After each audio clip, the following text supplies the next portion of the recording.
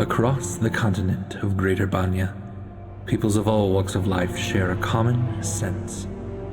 A sense that something is approaching.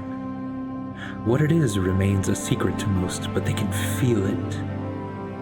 Rumors of sickness spread in the south. A mountain flies in the west. An army of living flame marches through the desert sands, leaving a line of glass as their trodden path. Yes, these are the troubles set to welcome a god into this world. Behelit, the lidless eye, god of the searing light. She approaches and will not be deterred. However, a few know of her coming and prepare. A deadly and cunning thief, a champion of the mountain tribes, a cleric of chaos, a brilliant artificer, and a scarred soul whose past is catching up with him. Can these individuals save the rest? Can they kill a god? Can they save their friend? Can they each finally find a home? Let us together read the final chapters of these heroes.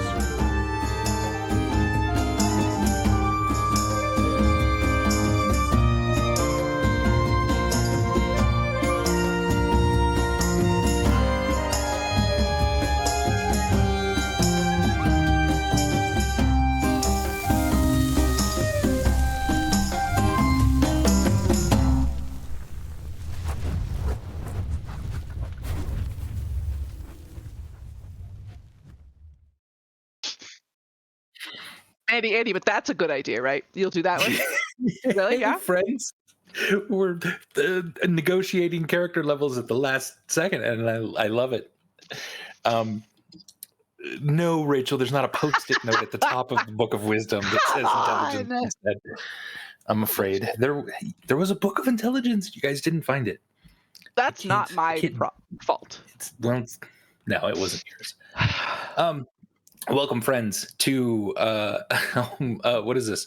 Goats and Dragons, the game where Helpful Goat plays Dungeons and Dragons, a game of shared storytelling where I make a very enticing dinner for my friends that sadly won't have any food at it now because you've wasted time.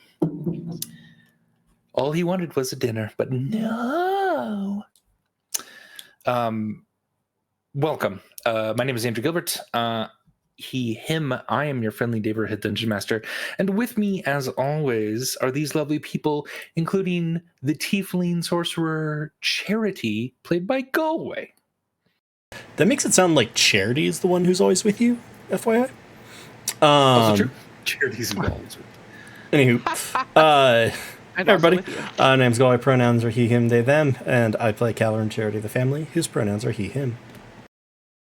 Adam playing the halfling rogue Burbage Kemp. Hello, yes, Andy is right. My name is Adam. If you refer to me in the third person, you may use they, them, or he, him pronouns.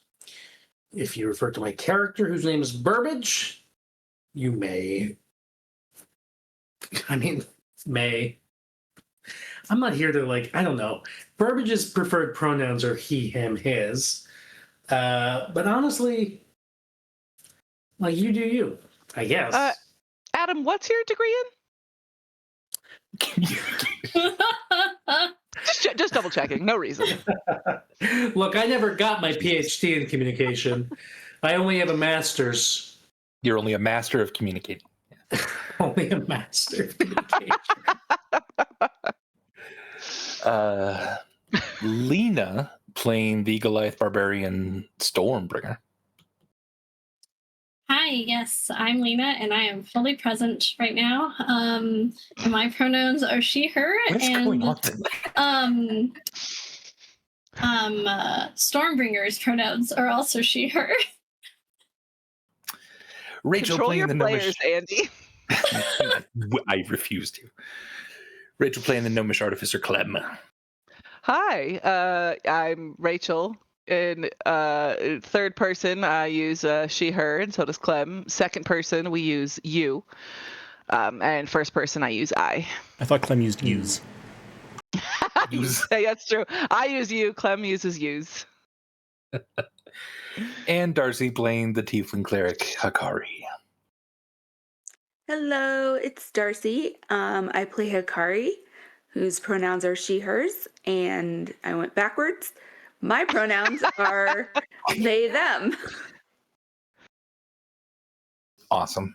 Well, welcome to a live podcast recording of Goats and Dragons. And we, friends, now have 3 podcast feeds, and we'd love you to listen to them. There's Goats and Dragons, obviously. This is our 1 to 20th level campaign, and we're at levels 19 and 20. Stormbringer just hit 20. So we're getting up there. We're getting pretty godlike. And we also have Helpful Goat Presents, where we have some shorter campaigns and one-shots, as well as the interlocking campaign of Tier, GM'd by Galway there. And we have Dom and Dragons, a 25-episode campaign where we play D&D with actor Dominic Monaghan, which was amazing and fun and fits into our Goats and Dragons world. We're affiliate on Twitch, which means you're able to cheer and subscribe to us. And anyone who has Twitch Prime through Amazon Prime, you have that for free. You can subscribe for free to us. And that gives us money and doesn't cost you anything. And so that would be awesome. And if you don't use it on us, maybe consider using it on another smaller streamer out there. And we have a couple commands in the chat. ! merch will get you a link to our merch page for Helpful Goat. Yeah, that's all kinds of really good stuff. ! Coffee or KO-FI gets a link to our coffee page where you can support the channel straight up monetarily. And that really helps us. It helps us pay artists. It helps us buy cool overlays and stuff like that. So it just kind of helps us maintain the podcast feed. So yeah, it's excellent and it helps us a lot. So if you want to support us that way, that's cool. And if you just like us and want to hang out with us, ! Discord will get you a link to the Discord page, and that's more of our community hub. That's where we spend most of our time. That's where we play games together. And I mean, we can start talking about it now, but we like to play games with our community. And so starting in October, again, we're going to have Halloween games that us and some other members of the community will GM, and we play with kind of anyone who wants to play in those games. So if that sounds fun and interesting, join our Discord. Yeah, and Goalie, what is the ! Donate command link us to? Colorado Immigrant Rights Coalition. I can speak. Right now, we are trying to focus attention on the most vulnerable in society, given the current political climate. As always, we encourage you to look for a charity that serves your particular location. But this is just an example of one in Colorado. Wonderful. And I think that's most of our announcements. Adam, do you have anything you'd like to promote with your comedy troupe?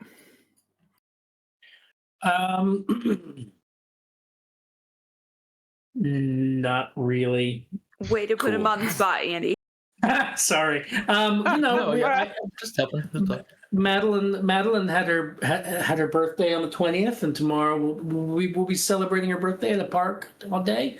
That'll be nice. Our next show is in October. We're going to do a Halloween show, and I hope we get nominated for City Paper for the best comedy act in Pittsburgh. It'd be great if we're in the top 3. But honestly, I don't think anybody can do anything about it at this point. I think we're out of time. Okay. So, but you can follow us on Instagram at comedy_the_gathering. Love it. That's it. Thank you very much. All right, friends. Well, without further ado, I think we're gonna have to play this game. Last time, quick recap on Goats and Dragons, Fates of Ryn. The family split up all over Federo from the explosion from the death of Charity's father. Each little group had their own kind of thing going on. Everyone learned about the death of Ire, and everyone was able to reconnect again at the end of the session in a small couple huts that are connected to each other by a thin wall. That Stormbringer just blew out the wall between these places, and so it's a slightly larger hut. A bit of magical fire, and you were able to get a long rest, asleep, finally. So, in the morning, as you're waking up, after you've set watch, Hikari was the last one to take watch.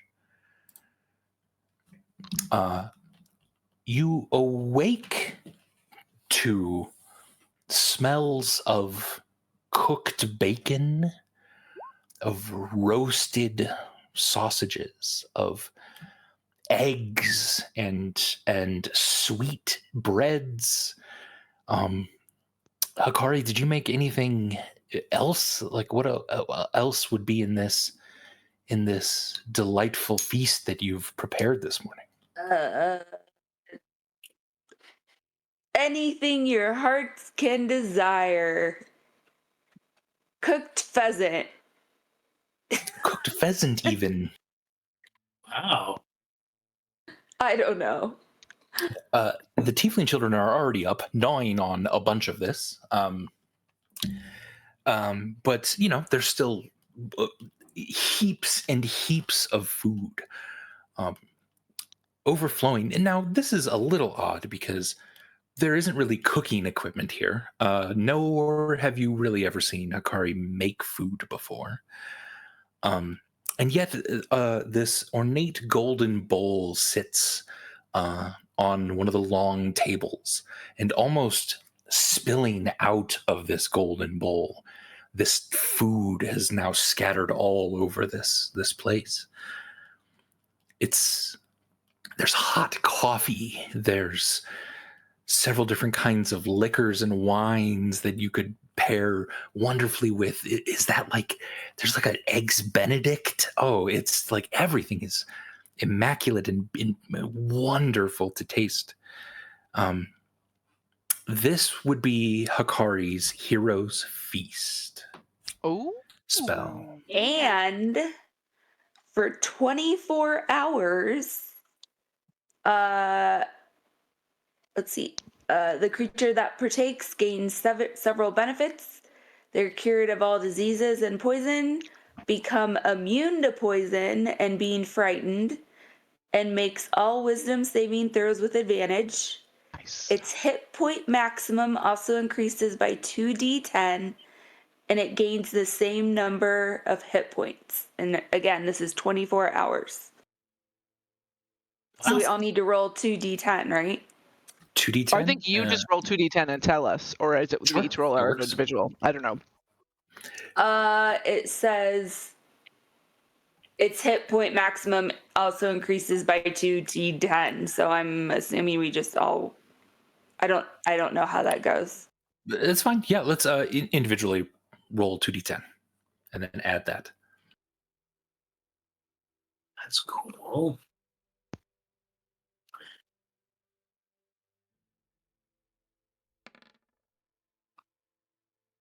Seven. Also 7, but with a different pair of numbers. I got a 5. Would have been cooler if you got a 7. Jesus. That was a really shit roll. That's fine. Hikari, you got 19. Whoa. Burbage got Burbage got 14. Nice. That's Burbage's. Burbage probably was like fell asleep like right near Hikari. Wow, a lot of us He's rolled waked up. real bad. Nice benefit. Pretty tempting. A Cool. lot of us Also, rolled Burbage, below you're- 5s. Sorry. Burbage, you're now cured of that disease, so you don't have to worry about that. Oh, thank God. Wow. What disease? My I brain didn't was like, remember he had what disease? Oh, no, it's a VD joke. Don't worry about it. Oh, okay. I was like, wait, what? A long time ago, Burbage got infected by a spiral on his hand that kind of went away, but that had pretty dire ramifications if that wasn't taken care of, which it now is. That actually did happen. You're not the making this up. I have this in spiral. my notes. Not making that up. Have I had any symptoms from that spiral? Nope. But you feel good now. And wait, the spiral had already gone away, right? The outward manifestation of it, yes. Yeah. It's always good when they're describing something as the outward manifestation went away. That implies that it's all good. Now, And now the Is- thing has been eradicated entirely. is the disease only cured for 48 or for 24 hours, or it's cured permanently unless I get it It is. again? Currently cured entirely. Well, that's a fun little Easter egg. I guess maybe we'll find out in the post Fates of Ryn Q&A what disease Burbage had. Hikari, Darcy, Yeah. can there be, as part of this hero's feast, steak and egg pie? Of course. Because I've never heard of that, but sure. Well, it's basically just like quiche is my thing. Oh, got it. No. Just the dagger of Darce. Never heard of that. Never heard of that. Thank you, Well, fuck. Darcy. That has made absolutely my night.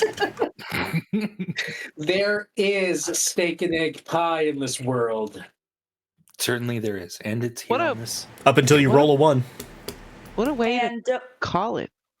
Sorry. no, go ahead, Rachel. No, it's just gross. Anyway, continue. Yeah, and just make sure to try to remember that all wisdom saving throws have advantage then for 24 hours. You're also immune to poison and fear. And fear. Which is probably a pretty big deal, that one. I like to get that a lot now. Wisdom saving throws with advantage. Immunity, poison, and fear. What a cool spell, Darcy. Thank you. Yup. That has used your level 6 spell slot. All right. Question. Looking out, please, yes. Lena informed me that Stormbringer no longer needs the Belt of Giant Strength. With all that, so could I have replaced, like, done some artificing in the evening time to make something else, since I don't need that item anymore? Absolutely, yeah. In the morning during this, you do have to eat the feast for an hour or so until you get the effects. Or I might even just decide We to wear have the to belt eat for an myself. hour That might be straight? fun. So maybe I don't could have to just be eat really for an fucking hour. strong. But like, See. You don't have to eat for an hour. It literally just takes an hour for everyone to for you to consume it. That's how long it takes. it's chewy. Because you're Wild. eating so much. I love it. I would suggest a little bit of leveling up flavor for Burbage, that as he Yeah. at whatever point that he awakes on the heels of a tough day and a tough loss and conversation with Charity about Ire and everything, as he's waking up, he will see like kind of the vaguest kind of glimmer of the image of his brother Avery kind of next to him. I don't know if anybody else would see it, but it would be the beginnings of Burbage realizing that he has gained the ability to cast kind of silent image. So that's going to be the way he realizes Nice. that he can kind of because yeah. At first, it's like, is Avery trying to communicate with me? But then he realizes, like, no, this is coming from me. Like from this place of connection with Charity and his loss. He's creating this image of his brother. So, yeah, Silent Image is part of the feat that Burbage took for level 19. Wonderful. Yeah. As that image kind of locks eyes with you, and you wake up in the morning and you start to kind of realize what this is, and you kind of play with the hues of it a little bit and the opacity of the image, and you're starting to get a real sense of this. One of the tiefling children comes over and swinging down on this image with Hakari's sword. How did they keep getting my sword? You let one of the kids hold it for a while, and now they're obsessed with it. Knowing Darcy, this would totally happen multiple times. So. And the kid, I killed it! I killed it! That's horrific. I come over and take the sword. I killed the ghost. Did you see me? I killed the ghost. And say, no more playing with Aunt Hakari's sword, everyone. Oh, man. Hey. I mean, I get it, but also, don't you have any, brothers or sisters? Them. I got one of them over there. My brother. Right. Well, think about it. I don't think about him. Okay. I don't have time to give children context. All right? I need to eat breakfast. Did you just ask a bunch of orphans if they have family? That's low even for you. Oh, fuck. Why don't you just be like, how's your mother? I mean, probably dead. I apologize. That applies to me too. Yeah, even Avery is doing that finger wag thing at him. And did you ask who Avery is? Avery is Burbage's brother. Oh, that's right. And there's an image. Right. Yeah. Burbage made Avery wag his finger at him. Yeah. Oh God. You can cast Silent Image, but its contents are controlled entirely by your subconscious. I mean, that's on par for Burbage, right? There's some subconscious leaking into it. Yeah.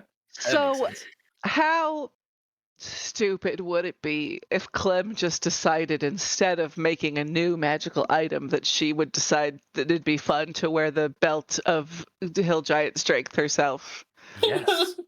So now she is a gnome artificer with a strength of 21 and a constitution of 18 with 229 hit points. Does that seem like a good... That's all right, so Clem, new frontline. Yeah. Yeah, Clem's I'm ready to fuck shit up. Okay, sorry. Yeah, so I think that Clem will put that out, so that gives me a strength of 21. Wow. Wonderful. Just because, why not? That's one of the things that I can make, and all the other stuff is just okay. So, anyway, Stormbringer, as you're, I think, feasting this morning, there's the starkness between yesterday and this morning is palpable. It is the sheer intensity and sort of horror upon learning about ire, and being so extremely tired that just a night of rest and giggling children running around, and Hakari serving people, just any food that they can imagine. It just kind of strikes you for a moment, and maybe there's even something you're longing for beyond just simple the stress of adventure or the horrors of all of this. That for the first time in a long time, I think you're at least contemplating what happens after you're done with this, and you've not even had that hope necessarily up until this. It's interesting. I don't know what to do with that, Andy. It's okay. Don't do Yeah, it. I'm just like, okay.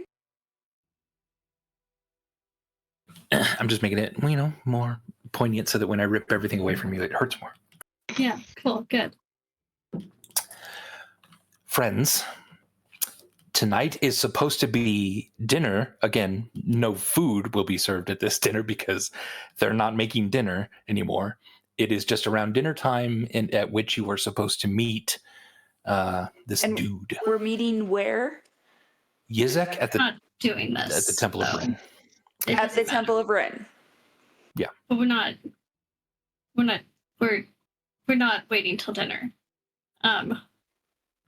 Okay, I'm y'all, not- we gotta get going today, and we gotta get in and figure out how tactical strike team get in, get Roburn, get the thing in P Meister's book place, and get out. And I think they may be hiding the Hellfire in the Temple of Ryn. Possibly.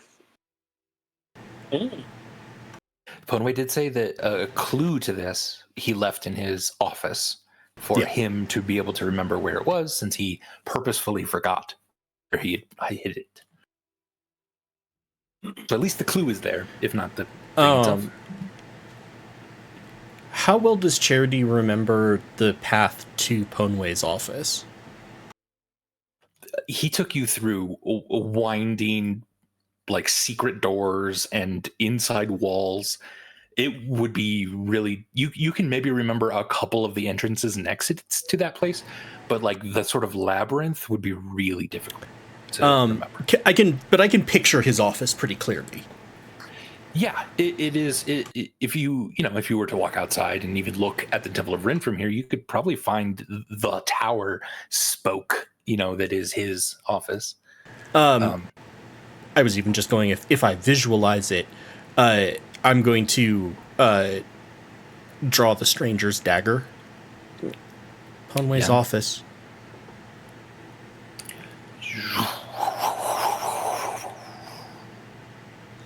And it points up a little bit, but straight to the Temple of Ryn, at pretty much where you would believe his office to be. And also, more to the point, points to something.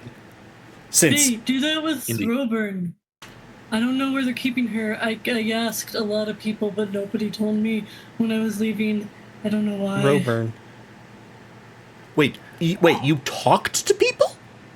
Well, like on my way out, they didn't say much.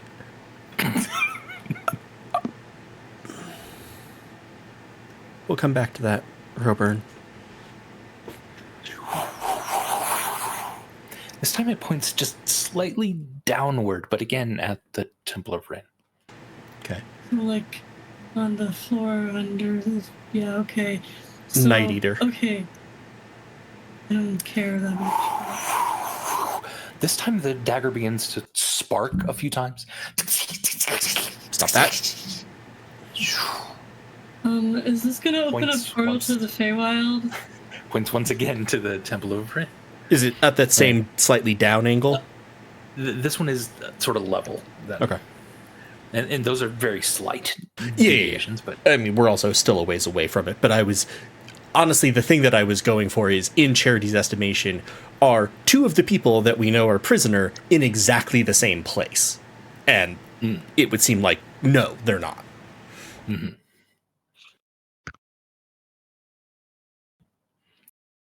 Well, Clem, friends, do you still have a hall? Can we utilize Clem's hall for this? It's not the first time that's been asked. Like, Clem, do you still have a hall? You can't just ask somebody that. Yeah, let me double check, and I have to sift through all of my many bags. Clem, what's your hole like? I pull out Sadness the Halfling's spine, Oh, and I God. pull out it's a jar of purple worm stomach acid. And I pull out some dragon scales. Rachel, just Control F. That's like a lot of work. Control F hole. Control Yeah. F Hole. hole. Portable hole. Hey, look at that. God, I have so many fucking items. Jesus Christ. I feel like maybe I should make my new construct with Sadness the Halfling's spine, though. That'd be dope. That feels like a good choice. This is not relevant to your haul or the mission. You have got to stop talking about my hole. Be right back. I think we all would like that. What So the was whole is it where like we can use it to get from one like through a wall or something, right? Yeah. So depending on if there's protection. Yeah. Does it say anything about bypassing any types of protection, or? Oh, I don't have anything written about it. I just have portable let me see. hole in my inventory. Or did Andy make this up? This is a real item. It is, but I think Andy uses it differently than the real item. Oh.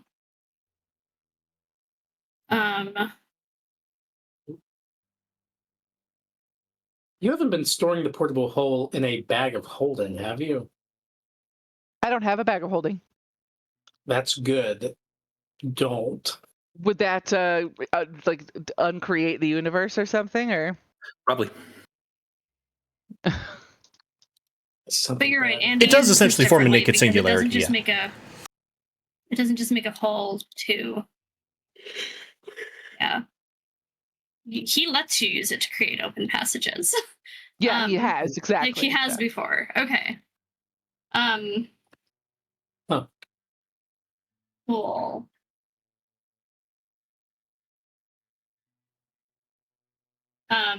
Y'all want to problem solve, plan in character, or quicker out of character?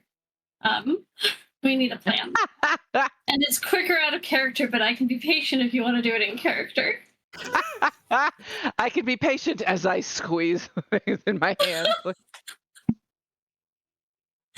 It's my fidget. I'm good either way.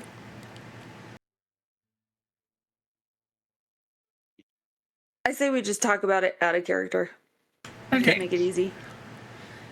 So, So we need to get into Conway's office where there's a clue because this man is a fucking psychopath to where the Hellfire is. And that's on the top level in a tower, apparently. And then Roburn looks like she's like a floor, like maybe underneath the main floor, probably. Night Eater's on the main floor. And ideally we get at least Roburn and I guess Arisa if she's with her. And we don't have to kill Yizik, because that breaks resources. But that means we have to like try to be smart and tactical with this and like not get in fights. So we could try to use the hold to get into one or both of those places. We can also have a lot of ability to fly across the party. Burbage is extremely fucking sneaky, but I'm not sure anybody else is.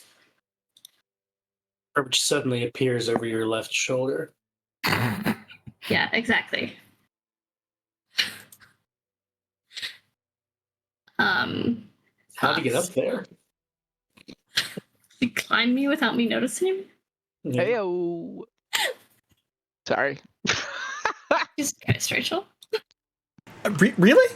We're gonna go with Jesus Christ, Rachel, after the Clem's hole incident?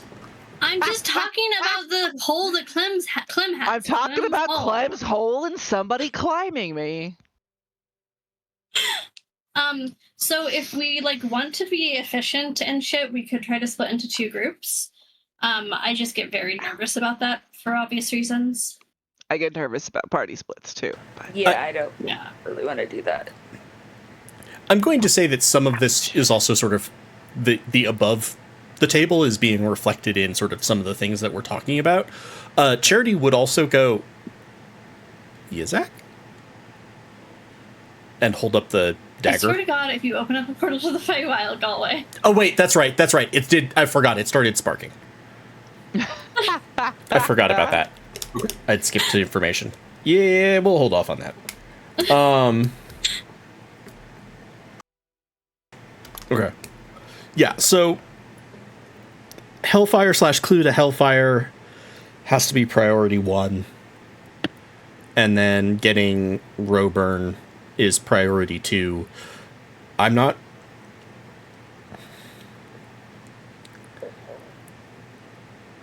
Getting who we can out is good, but I don't know if past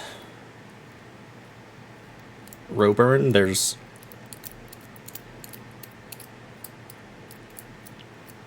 a lot there. There's all the people that are underneath, but They want to be underneath. I think I would have said that. yeah. They're into this. Wait. So if we don't want to split the party, I think maybe it makes most sense for us to try to use Klim's Hole or some other way to get into Ponway's office from the outside without attracting notice, and get in there and get the clue, and then either interpret the clue while we're in there, if it's not fucking nonsense, or briefly go somewhere else to fucking figure it out, and then come back, because hopefully the fucking Hellfire's there somewhere. And then come back and do Roburn and the Hellfire.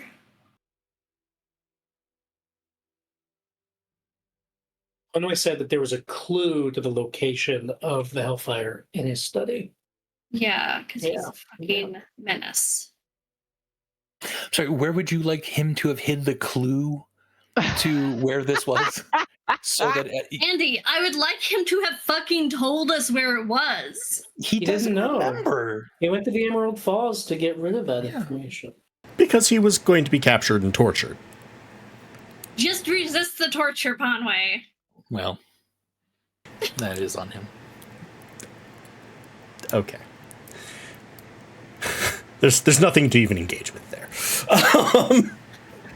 So, friends, it's probably about 8:30 in the morning, I'd say, when the feast finishes and the effects take effect. You have 24 hours for that feast to do what it does. What would be first on the agenda?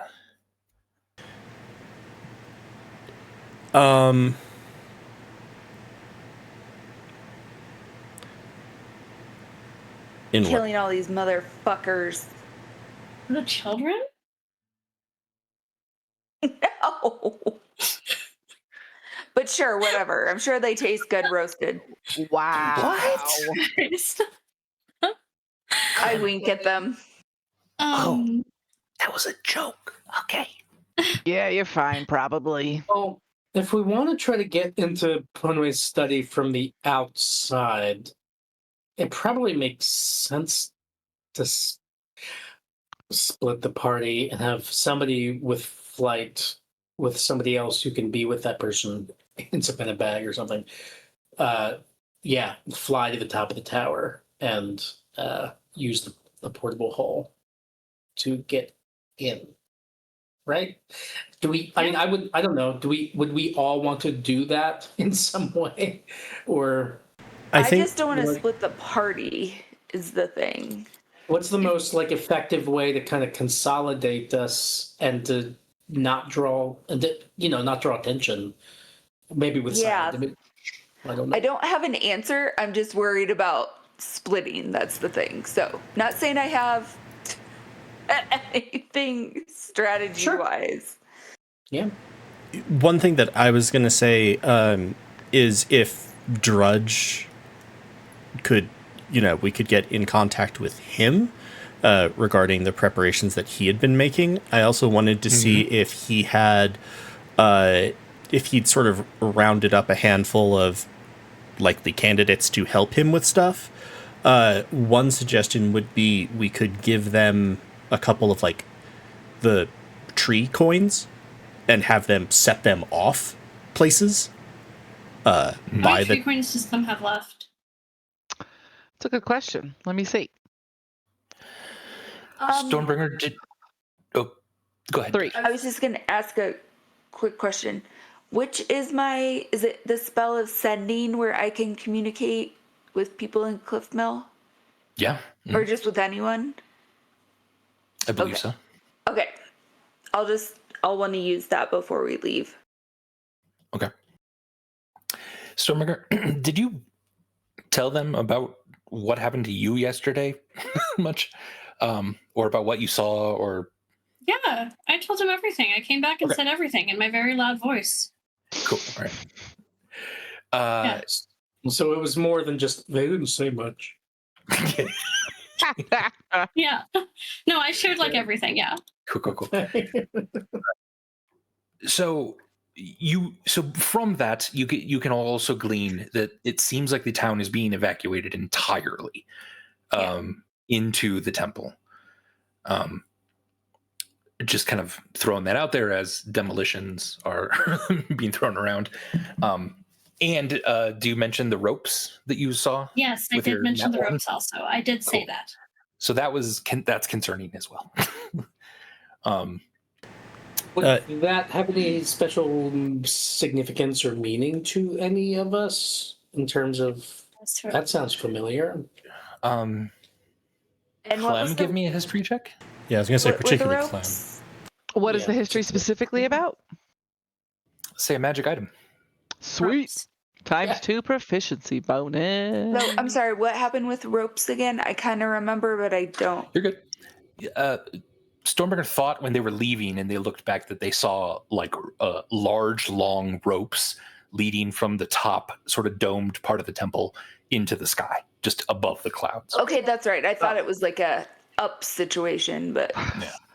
I got a 19, but I get to add +2 times 2 my proficiency bonus, so plus 12.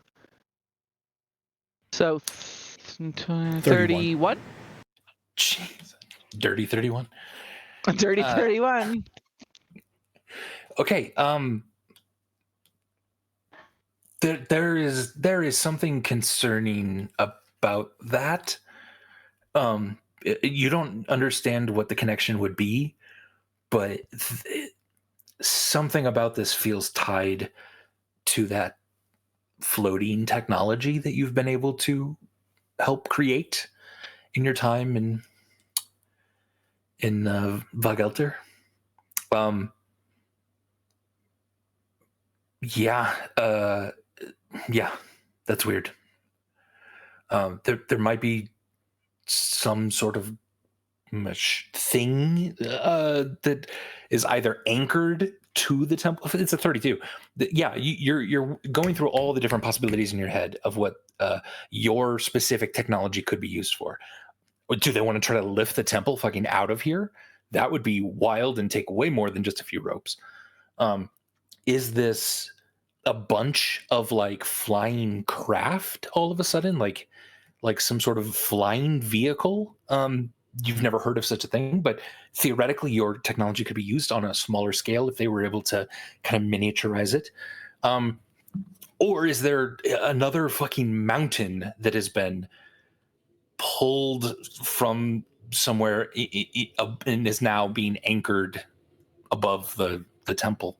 But it's really cloudy, so you can't actually like see the sky or anything, right? Currently, do you want to look outside the window, or? I mean, sure. Looking outside the window is entirely covered in ice, and it's really difficult to see even the hovels across the street from you. So you're not able to really get a sense of anything right now. So I would share everything that you said. Good. Mountains are flying. Yeah, so I invented some technology that is most likely being used here. Sorry. It's part of why I went and lived in the woods by myself for a long time. You're stuttering in and out. Lena.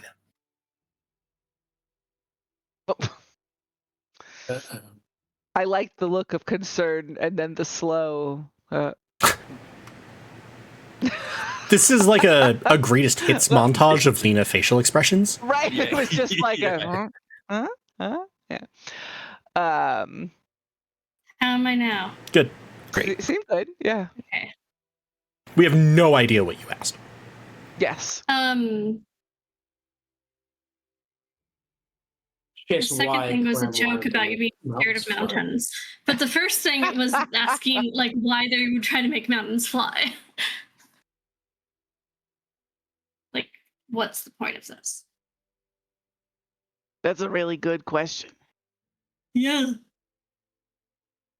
I don't know. Powerful people do dumb shit. But why are you upset about the mountains flying if you don't know what it's for?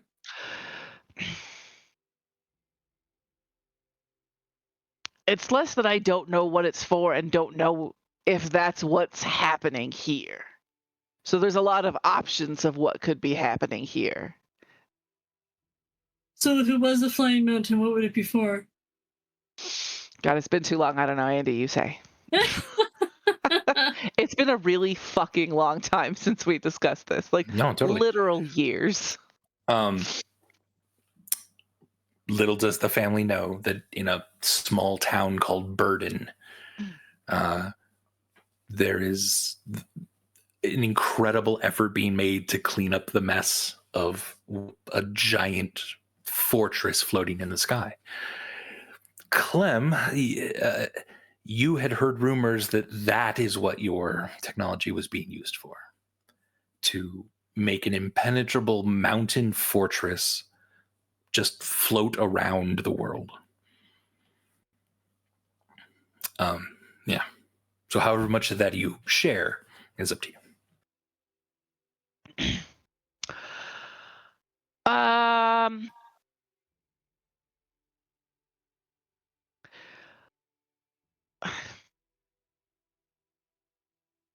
Listen, I was a different person back then. I didn't really think about... I used to be a mass murderer. I'm not going to judge. That's valid. I was a bit driven by the intense desire to create and see what I could do and see all the things that I could make. And that was taken advantage of by some warmongers, to say the least. So generally, what I have heard is that the technology has been used to make floating impenetrable fortress as a possibility. Okay. We're pretty good Was at it penetrating impenetrable? things, though. Yeah, Because we're it's pretty like good a at penetrating giant things. mountain, and mountains are hard to penetrate when they're floating. I think we can penetrate it. Yeah, I have a lot of We faith have- in our penetration ability. Both of you to the corner.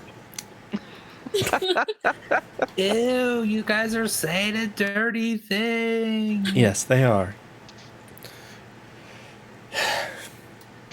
I see two main options, and feel free to chime in. Either we all attempt to get to the tower and enter there.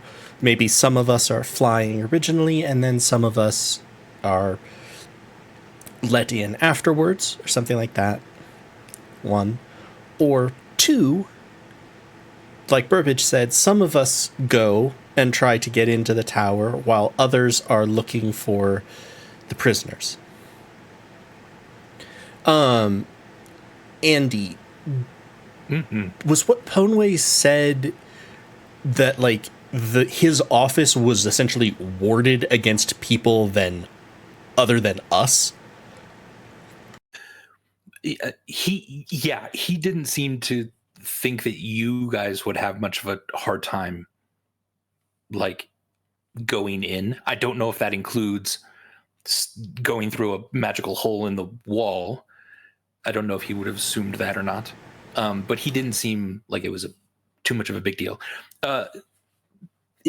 for like the powerful magic that is at this place, for a wizard to be able to even post death keep out everyone that it doesn't want out, this is incredibly high level stuff. Getting that wrong might be really devastating. If he hadn't assumed we were going to fly in from a portable hole, From Clem's hole. what would be in sort of Charity's estimation, especially this sort of Charity who at this point has started to reconcile his past with the things that he's since done. So lots of memories of sneaking into places, etc. Sure. What would be the best way to go about trying to get there from inside the tower? If you could navigate those sneaky passages, that might be safe. But again, that's a lot. Otherwise, it's you go up like 2 or 3 flights of stairs, down a hall, and then up a few stairs out of a tower. They're not like back room stairs or anything. They're like main area stairs. So it shouldn't be hard to find once you're inside. Just whatever else is going on in there is the problem. If we're trying to do this from the front door or whatever, I think we have to split, and I think Burbage has to sneak on his own. I don't think that all of us can, unless we're trying to fight our way through, and then I can fucking kill people. I'm good at that. Do I have any knowledge of any warding on the temple from the ethereal plane? Like, especially when I was walking, like, because I was moving towards it before we... Sure. Yeah, you would have seen the telltale signs of, like, there's basic warding so that you wouldn't be able to just cross the border into it. You're not sure about, like, from the roof, from the top. Probably that's also warded. But yeah, it certainly glowed with that same sort of magic of this is a place where the ethereal plane specifically is not something you can just walk into. And do I have any sense of an ability to break those kinds of wards? Strong enough dispel magics. If you can find the wards in reality, that would break it for the ethereal. Yeah, those are your two most immediate options. Do you have any idea with your arcane shit how Clem's hole would interact with those wards? Give me an Arcana check.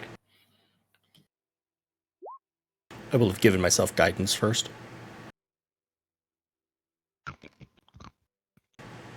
Oh, I fumbled. Probably be fine. Probably wouldn't. What about, can we get a second opinion from Clem? Because Clem knows a lot about Clem's hole. Yeah, you've just never heard of this, Charity. You've never heard of trying to use a portable hole in an ethereal plane. That just doesn't make sense. Why would you need to? Yeah. Other than something like this. So, like, I think it's plausible, but I don't really have a strong inclination. Yeah.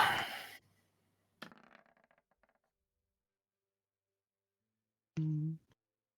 12. Yeah, with a 12,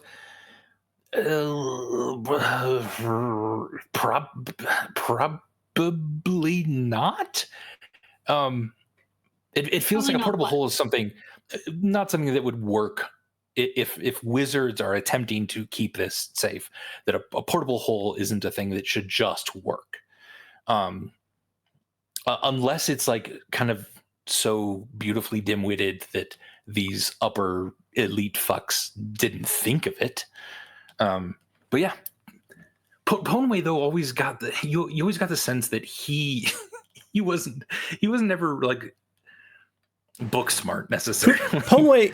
Ponway got to where he was by fighting dirty, so he remembered all the tricks. Basically, was always sort of the way it seemed. I feel like. Yeah, so very specifically, and out of the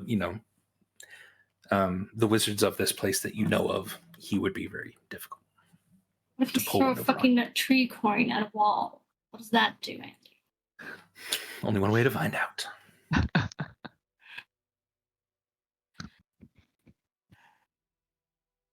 So, front door it is?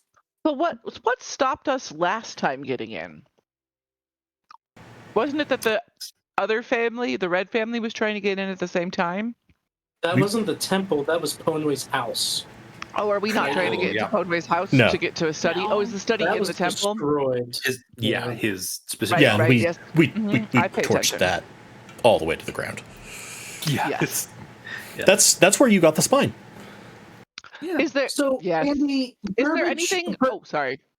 Burbage had pretty direct experience kind of navigating a security system designed by Ponway, and what he was trying to get into his home. Can Burbage kind of glean anything from his interactions with that security system to kind of get a read on what things might be like at the temple?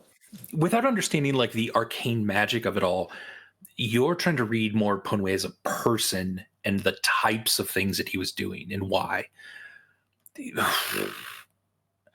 For Ponway specifically, it's probably walk in the front door of his like office and be the right person. Like, that a deviation from that might be really bad. And that's you kind of more reading him. I mean, Burbage would share that. I don't know if he's had the opportunity to share about that whole little part of his solo adventure, but he would explain that, like, his interactions with that Ponway. But also, like talking to some sort of like security system that is in the image of a Ponway also feels like something he would do with his office too. So it might be something you can talk at and discuss a little. Yeah.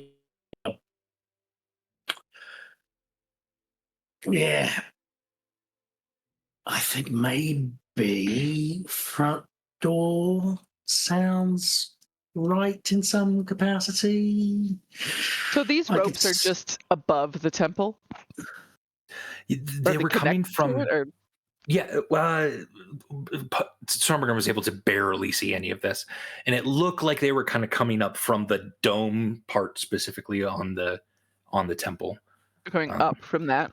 Yeah. Is there anything I would know with my having created the stuff and rolling a 31 in like anything useful to us, like being able to like manipulate anything to get in or fuck with their stuff a little bit or anything like that? To like it's fine if the answer is no, but and not really to get into the temple part. You would have more inclination in getting onto whatever is up there if those ropes even exist. And it wasn't just a figment of the imagination, and if they were stationary, and if they're not just like tied to a bunch of dragons who are circling the thing. But I mean, like what she described sounds like something that rung a bell with me. Yeah. You feel like you could operate whatever's up there. That's interesting because there is one more problem here, which is you don't have a way out of Federo currently. Hikari's recall is gone. Probably Charity can teleport, but everything in Federo is messed up with teleportation, so you'd have to like get beyond the bounds of it first. Do we need to get out of Federo? Well, at some point we do. Back to Cliff now. Hopefully today. At some point. Oh. But I mean, okay. I mean, like before we help with anything happen. Okay. Do stuff. So if we're going in the front door, well, create a distraction and Burbage sneaks in. Yeah. Or I mean, but are there any other are there any balconies or something? So like any alternates to the front door that's still Getting into the closer- temple and navigating Get the in- temple, but not. Yeah. Yeah, I mean it at least was initially built as just a regular temple and wasn't necessarily made to be this fortification. So once you get past the outer gates, there's basically nothing until you hit the front door. But there are balconies, there are windows, there are upper level things that would let you in. Who would know this? Charity probably would know this. That the very top of the dome does sort of open to let in direct sunlight, not being mediated through the glass every once in a while, and that was a ritualistic thing with Ryn. So like there are theoretically other ways of egress. It's just how Did Stormbringer just yeet Burbage up into the window of the tower that we know it is? I think if I throw him that high, he's going to take a lot of impact damage. I mean, Yeah. One other question. This coming sort of from... One is just a memory of Charity, and then the other is sort of theoretically, what do I think some of the defenses might be? Ponway kept lots of plants in his study, didn't he? he had like a door that opened up into like a giant greenhouse you saw when you were there. That shouldn't be physically possible. Exactly. So you're not exactly sure what that door is, but there's not like just a greenhouse on the side of the temple. Okay. So yes, there is like a greenhouse in which he was keeping a whole bunch of plants. You're not sure if that is the door was like teleporting from a different spot in Federo, or if it's like a pocket sort of dimension and just the door opens to that. Okay. Yeah, you're not exactly sure. Right, we've been in the study before in session 1. Yeah. This is where Burbage tried stealing the fucking not telescope, Spyglass. spyglass. Yeah, The spyglass, yeah, that you looked out the window of. Yeah. Yeah. Huh. I mean, right? What are the specific risks of trying to go in the front door? Just being seen hours before we're supposed to be there, right? If what Stormbringer said was true, they are really amenable to you guys coming and just waiting and chilling and not doing anything As part of the evacuation.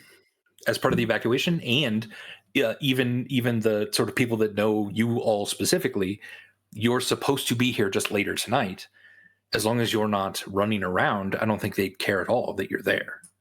So we go in, hang out, and then sneak away. Well, one of us sneaks away. And then the other of us uses Clem's hole to go downstairs and get Rover. Yeah, I mean, maybe front door it is. Maybe we go in with I don't know if there's another. Yeah, I don't know how much we would even need to try to hide the fact that we're going in. Do we just openly say, here we are? Or do we bundle up and go in with the next batch of Federo citizens that are going in? And then Burbage casts invisibility on himself or something for a bit and sneaks off to try to find the study, get to the study. So front door, the biggest thing is that they're probably going to see us, etc. And we can... And they're expecting us. Yeah, and we can accept that, but then we're probably going to be being watched, essentially. The transition is we're going to go in, they're going to see us, they're going to be like, cool, great, we're not trying to murder you or anything right now. Here's the waiting room. Feel free to chill. And kind of our thought is that would be a way to get in, and then the problem becomes sneaking out from there subsequently. Uh-huh. Hypothetically, what is the situation in which they'd be least likely to be looking for one of us? Start a fire.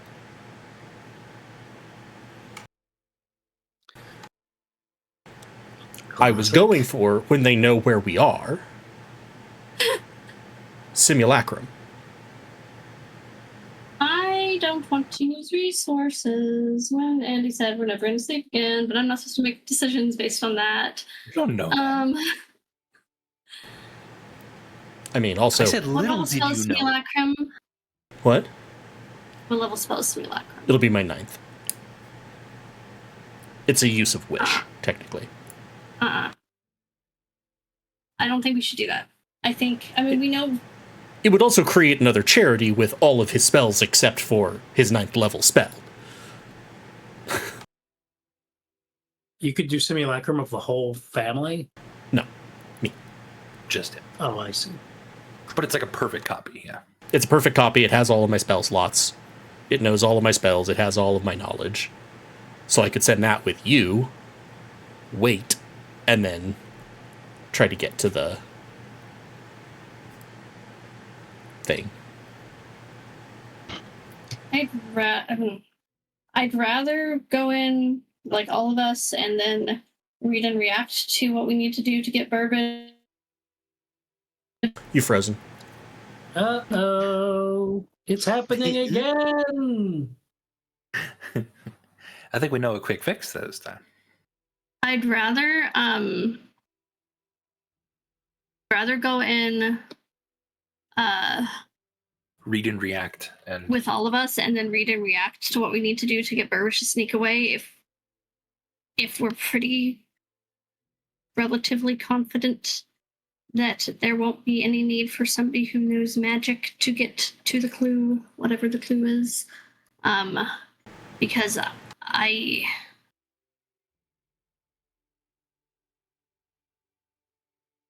mean, okay, ignoring knowledge we're not supposed to have, like, we know that there is potentially going to be, like, a very large fight today. We know that we need to get back to Cliffmel ASAP. I'm nervous about burning that resource this early in the day. I think read and react sounds good. Just as a question, what happens when the reading is they've locked us inside a force cage or something else that I do not have the ability to take out? Going someplace where mages want you to go is kind of dangerous. Yeah. I'm not designed for countering existing magic. I counter casting. Would we anticipate that the people at the Temple of Ryn, Yizak, etc., would they know what happened last night about the explosion of? they would have had to understand that there was an explosion. It couldn't have left much there in terms of clues. I mean, if they were like able to like really like watch you all do this, it kind of just depends on like the level of surveillance that they had on you at that point. But like you were in a person's house that you'd never met before. We weren't even in their house. We were in a shed. Yeah, the house was on fire for like maybe 2 or 3 minutes before the explosion. You're not sure if they immediately tie you to that. I mean, if I were them, I would be like, this has to be the family. Right, who the fuck else? Well, also, we have been the chaos. there was the house that we were in was one of the rogue high priests. Yeah, who was directly fighting them, and so there I would say there's some wiggle room for a booby trap or something. Yeah.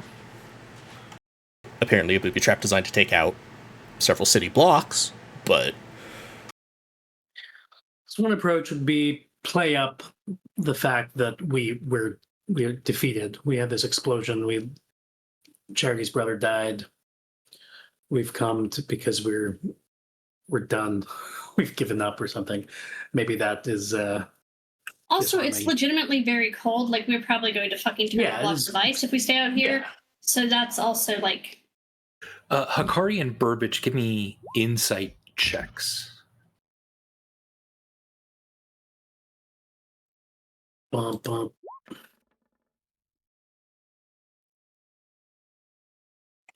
23 insight for Burbage. Okay.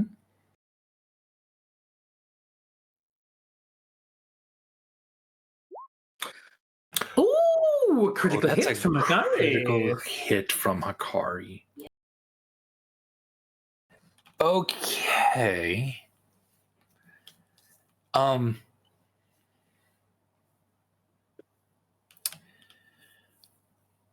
Burbage, from your insight, from the briefest like interactions that you've had with Yizak, which is few, though you and Hikari were sort of captured by his underling, the guy that reports to him. This kind of downtrodden, we're beaten, would really appeal to his ego in this. There's something about that really feels like he specifically would maybe not question it as much as he should. Hikari, you're thinking back to that small amount of time that you had after you were imprisoned in that mined tavern with Burbage. When you were able to break free of that, you remember that Burbage had essentially been killed at that point, and you were being shoved back into your cells, but Yizek was there. And once Burbage was done with, and once you were beaten into submission, Yizek didn't even make eye contact with you. That there is something in him that puts all of his efforts into what he perceives is the most relevant and dangerous thing, and his power has skewed that perception so much that if he just thinks that you're not a threat, he hardly even perceives your existence. Yeah, so like there might be something along with what Burbage is saying that I relay this to the group. yeah. I like it. We all look still pretty fucked up, right? Like, there's not water or anything here, so we still look like shit, I assume. You haven't bathed, you all smell caked on blood. On your clothes are all stained. Good. Icker. I mean, does anyone have like a disguise kit or anything? If you wanted to We look really fucked up actually already. make some wounds or something, you could. I mean, we already have wounds, so Yeah, we don't need I mean, you're to fake mostly. it. I mean, you have scars, but you're mostly healed from the long rest. Nothing's open. Nothing's gaping. I don't have that, no. It's fun. So... Hikari, you've been in sort of the corner preparing your sending spell. And a couple of the children have helped you arrange a few things there. And as you close your eyes and you begin to focus, and your hair begins to kind of lift up and strands begin to become golden and then slowly braided. Who is it that you're trying to reach out to specifically? oh crap, I forgot his name. The lizard guy that's isn't he in Cliff Mill with his armies or something? Who's in Cliff Mill that I know? That I remember. Hamster Lad. Absalom Frey. Yeah, I was saying Hamster Lad, but Andy was looking at me weird. Is he not there there's yet? no one named. There is no one named Hamster Lad. There's no one named Hamster Lad. Absalom Frey. You try to reach I out to know a hamster people's lad, and there's no real one named names. Hamster Lad. Absalom Frey. Absalom Frey. You're being petty. Sure. You use a whole spell slot trying to reach a hamster. You don't know. So I'm Yeah, reaching you out to Absalom for, isn't he in Cliff Mill? With Yeah, like and his you armies? have, well, not his army necessarily. But It's just him being useless. That's well, you don't even know that he's technically there, but you would imagine that he said he was going there last time you talked to him. Okay, so how hopefully many words can I have or whatever? 25. Okay, it's gonna start you up.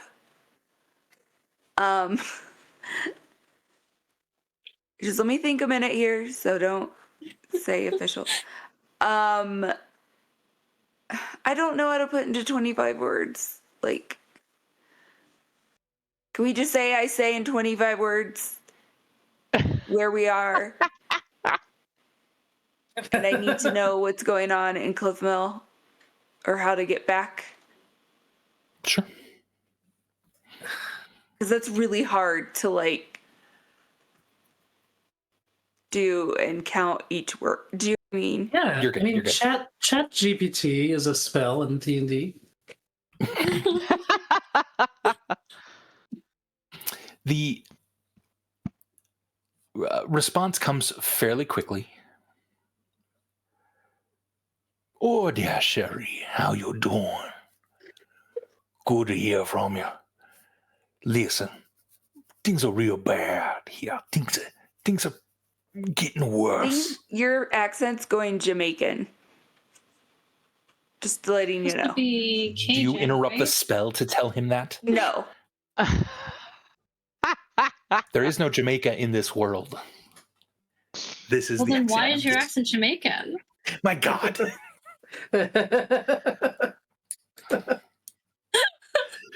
He says something like, things are real bad there, and you need they're gonna need help.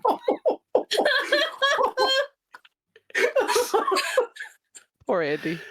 And Just say that. Do the accent. Andy, you're being the again.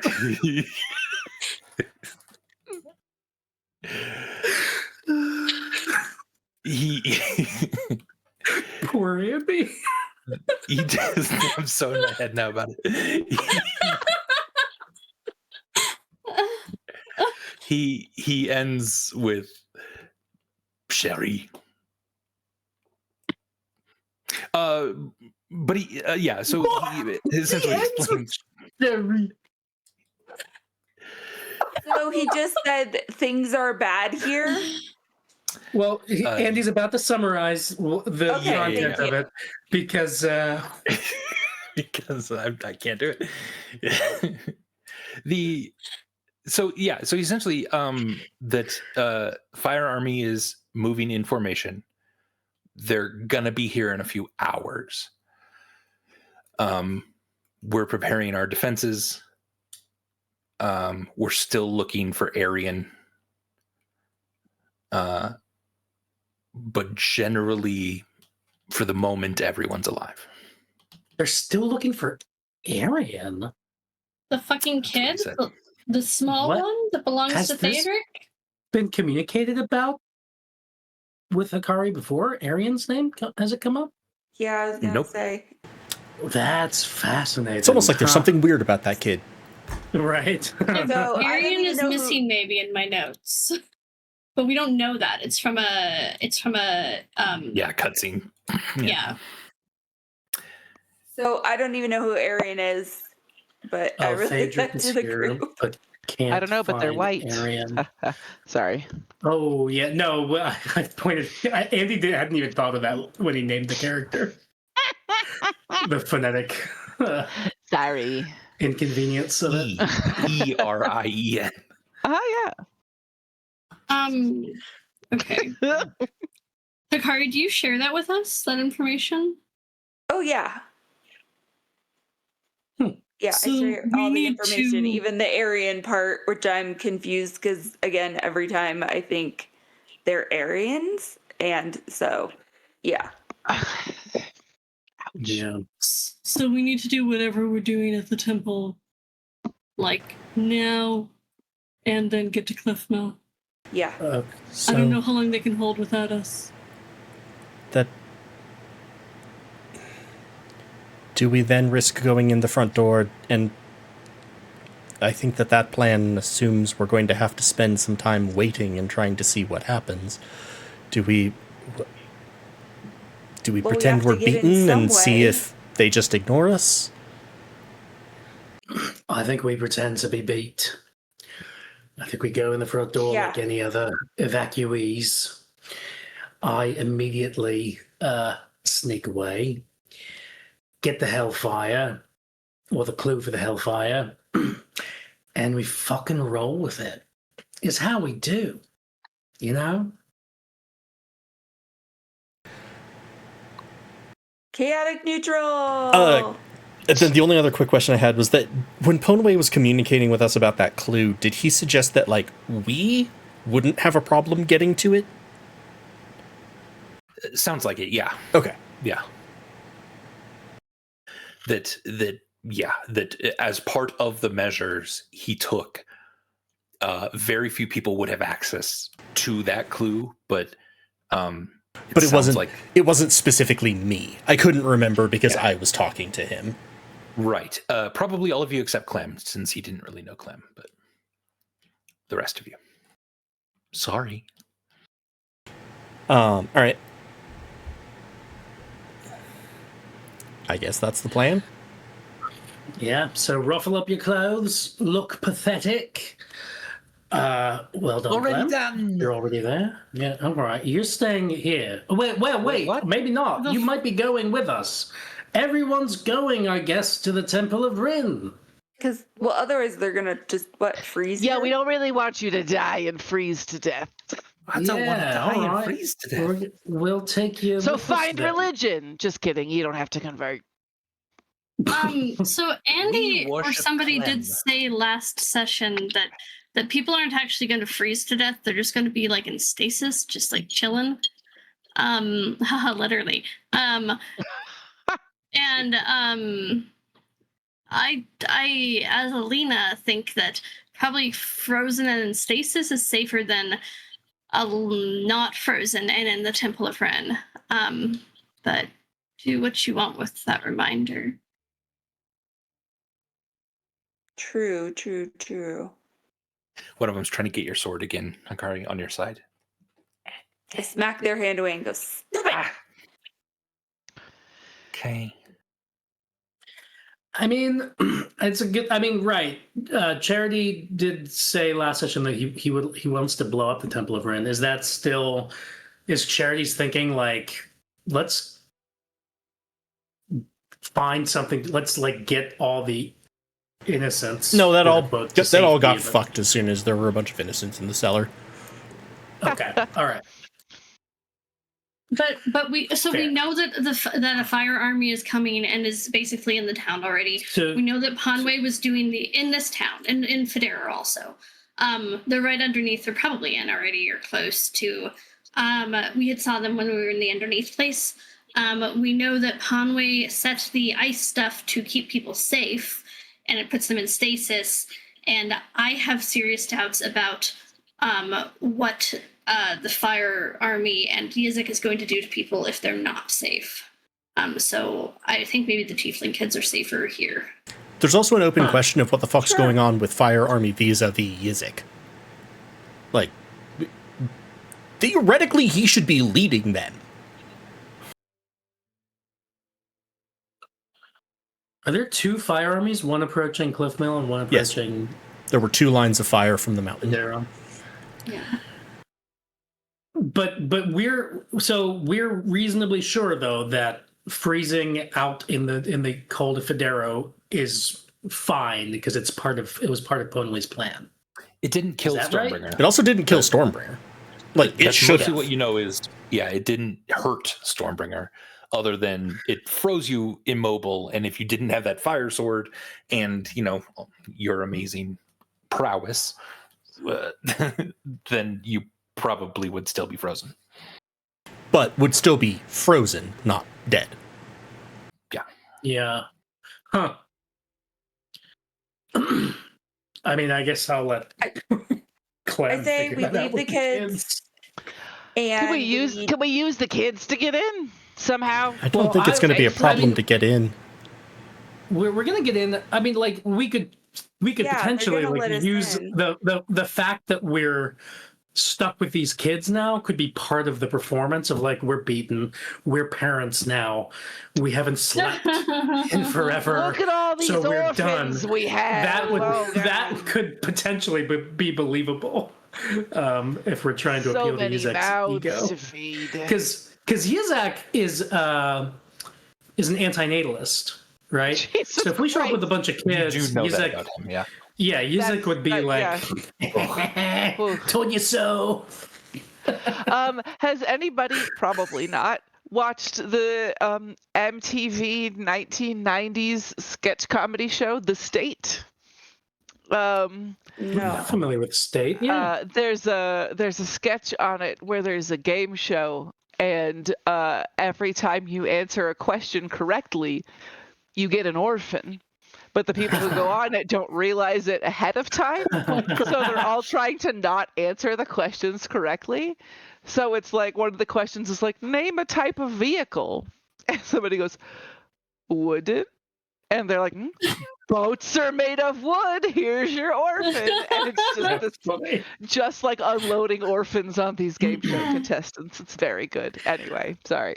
I mean, I guess like Rachel Clem has a relationship with these kids. I think. I mean, like, yeah. What would Clem be inclined to advocate for? Yeah. So Andy, what does Clem feel in terms of like safety for the kids? Like, what are my vibes? Like, what is safety? Right. It is a static, lifeless form safe? Sure. It can't be hurt from that point on. Here's the thing. If you have no way of unfreezing this town, Yeah. I is it think like being dead? Yeah. I think that these kids are fucking scrappy. And I think that they're survivors. And I think that if we take them, we lead them to the temple and they go there, I think even if all the shit gets turned upside down, I think they will be fine. Because I think that they will figure out a way to survive. Across the room, Because harm to one kids of is them, probably read on our consent forms. well, plot armor, yeah. One of the kids is just running with Hikari's sword out, and Hikari's chasing him. How'd you get? Yeah. See? They can, they're wily. I think I'm more comfortable giving them the opportunity to still like exist rather than basically being in a coma. I dig that. Burbage would too. Okay, cool. Let's fucking go. All right. Let's do it. And remember, guys, pretend that you don't like kids. The thing that I kept the giant stone mabob, but I'm gonna make another one too, just because I have that ability. And I'm going to just during that time in the evening time, I would have turned my quarterstaff into an enhanced +2 weapon. Dope. So now that, because now that my strength is +5, so then that'll be a +7 damage and a +13 to hit, I think. So, Awesome. Yes, I just wanted to say that's what I did. So now it's a +2 magical weapon.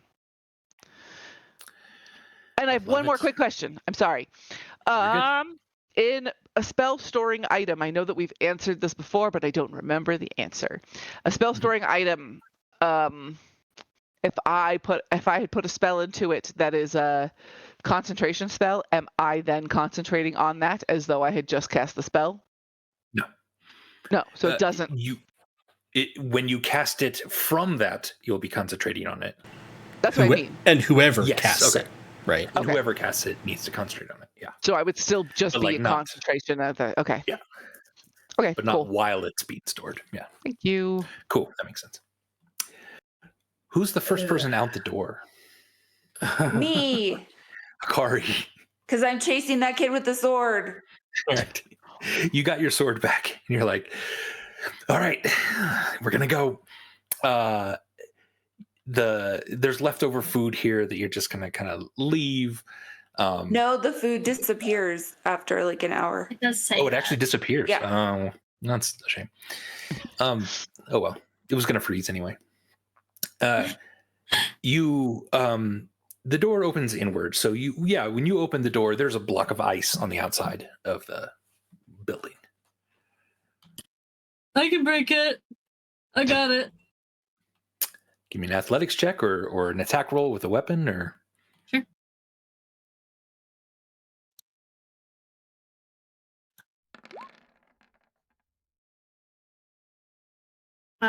22 to hit. I assume I can hit it.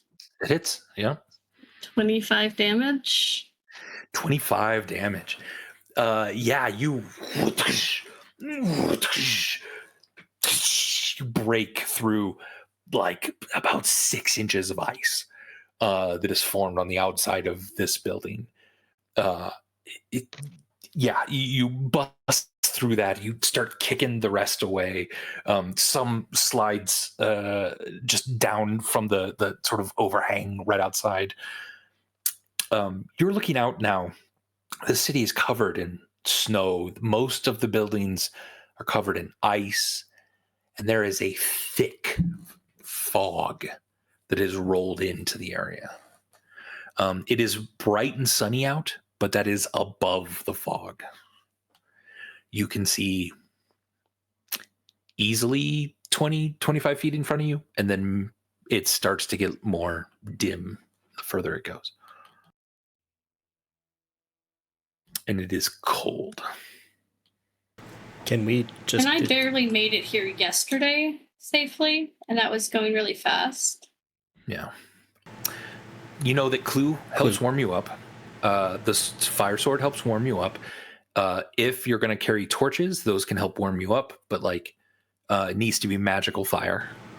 Ethereal plane, at least, also for most of the trip. Yeah. If you're taking kids, remember there'll be several trips, but... Yeah. Could also just pop them in the bag. How many kids can we fit in a bag? Yeah. Age-old question. It's an endless bag just without air, so however long... Yeah, but we've done that before. They just gotta hold their breath for a little bit. It's quick. Yeah. So you could fit all of them in the bag. Okay, cool. It's a fun game. Hey kids, get in my sack. It's a game. You gotta hold your breath, and then we'll be on the other side, and we'll let you back out real fast. You gotta count how long you can hold your breath for, and whoever holds their breath the longest gets the least scared. Okay. Okay, and we're going. Hopefully. I will go, because I'm the one with the bag of holding, so I'll go through first with, a couple of others. And then immediately tell Seamus, the Wonder Bag, to spit out the children. Okay. You pop into the ethereal plane. Everything seems normal for the ethereal plane. There's a wind here that is brisk and still really cold, but there is... Yeah, it's not foggy. It's just weird and silvery. Seamus spits out the children, and they loved it. They had a great time. They love this new plane of existence. They're totally fine. Hey, what if we just leave them here? The Clue is able to flip back and forth and bring everyone else. No problems. So then I would say let's get just close. Maybe not in direct line of sight of the temple, but, close enough that we're only covering a brief amount of distance. All right. It takes a little bit to trek through the city, even in the ethereal plane. As you are getting close to the gates of the temple, this is the closest you've been in the ethereal plane, and it's fairly well lit up. There's just a brief sort of thin blue outline of the entire temple. That does seem to be some sort of magical ward in the ethereal plane to help you from, or to prevent you from getting in. You also see 12 tiny but brilliant white lights circling very, very slowly the temple up above. What? Would I have any thoughts about that? Clem, those look like condensed versions of your device.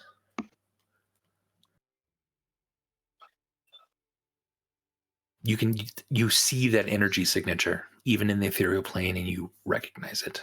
So do I get any more of a vibe of what that means exactly for what they're doing, or not quite? Could they, instead of having one big central thing holding up a big giant thing, maybe there's 12 little ones holding up a giant thing, or there's 12 smaller crafts of some sort that are being held by this. Those are your now sort of two main theories. Okay, so I'll say, yeah, so that's definitely me. And it's either that they figured out how to separate, instead of having one big thing, to have 12 small things hold up a big thing, or that there's 12 smaller things being held up. So we can't just attack one central thing.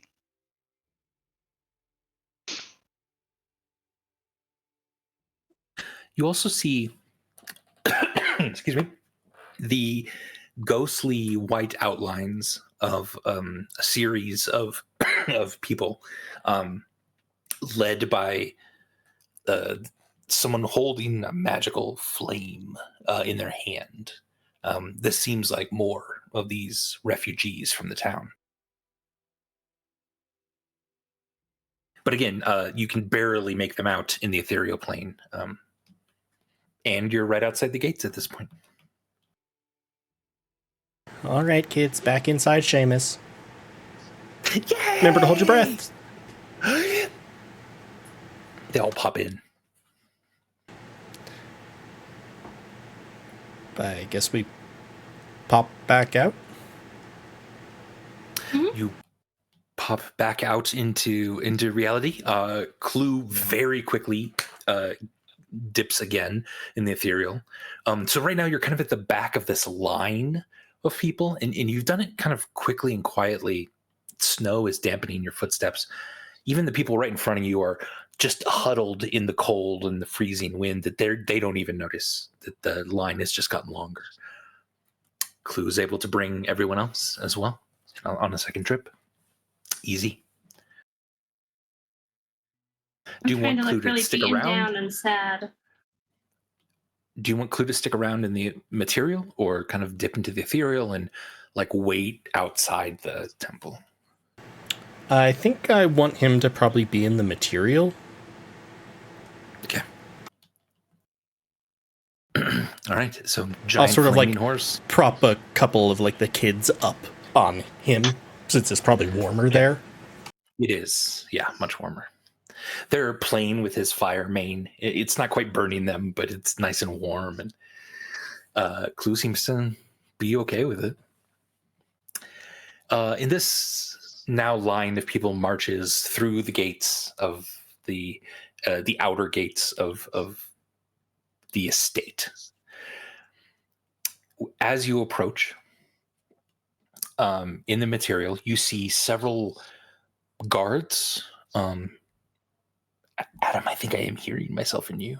You're In you. Hearing You know myself what, in Andy? you. I hear myself in you too. I really feel that.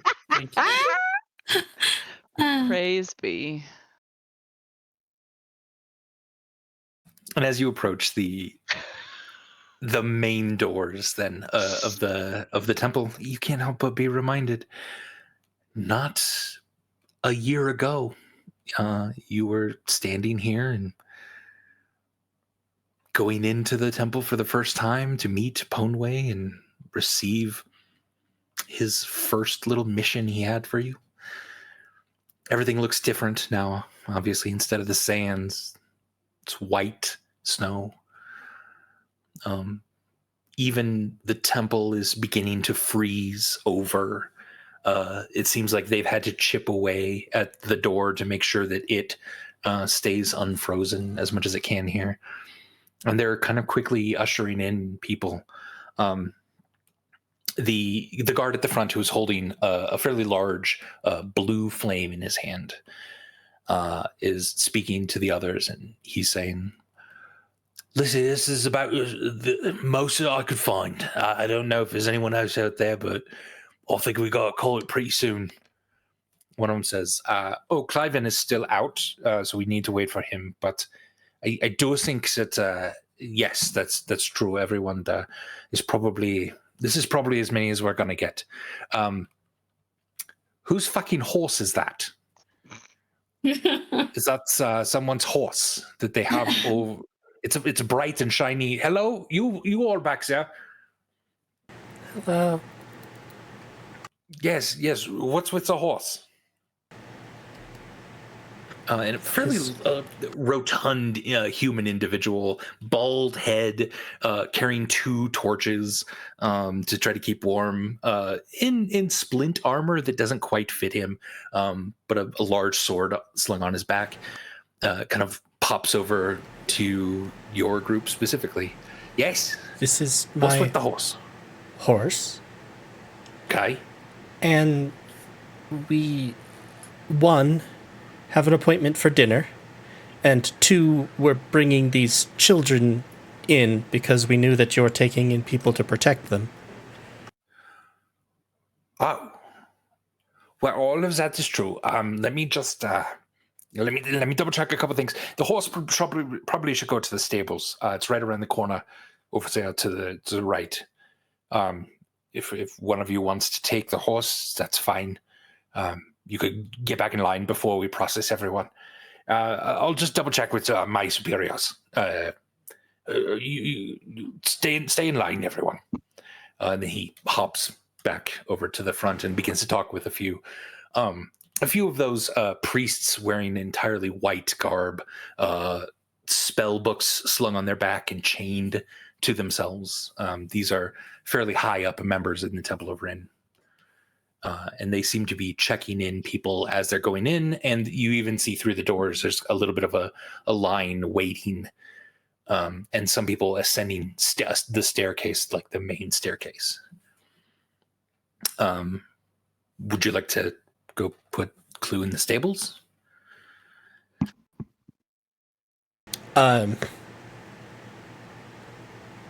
Message. So they've literally said that one of us can leave the group.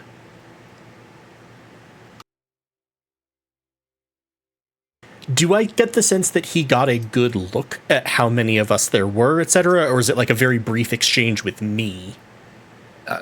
Mostly with you, and then there's 20 people in line. He's probably not sure exactly who's in your group and who's just And especially there. like we have the kids and stuff. Yeah.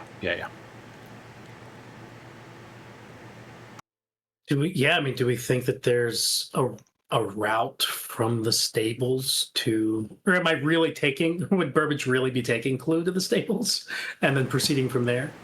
Yeah, kinda. Is that what you're thinking? I mean, it's a reason that if anyone saw you walking, you have a reason to be going that way, and then it's closer to the temple than we are right now, right?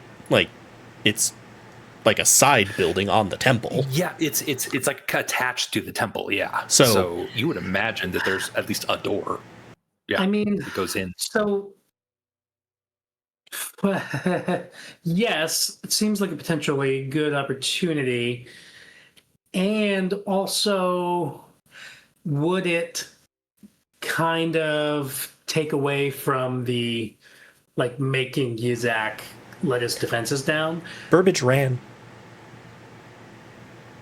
He gave up.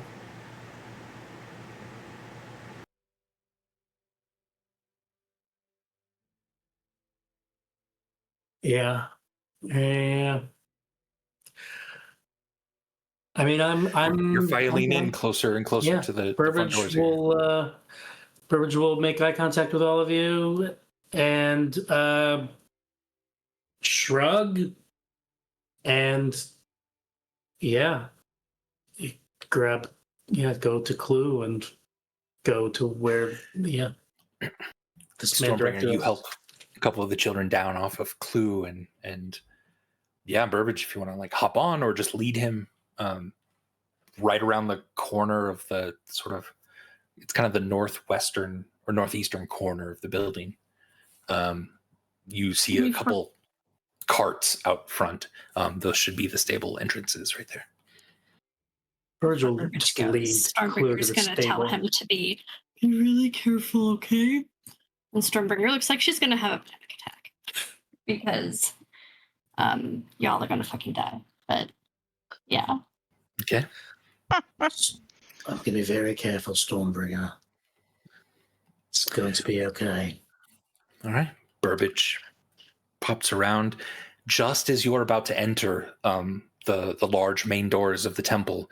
You see Burbage, Kemp, and Clue pop around the corner, out of sight. The rest of you, upon actually entering, you're in this foyer area.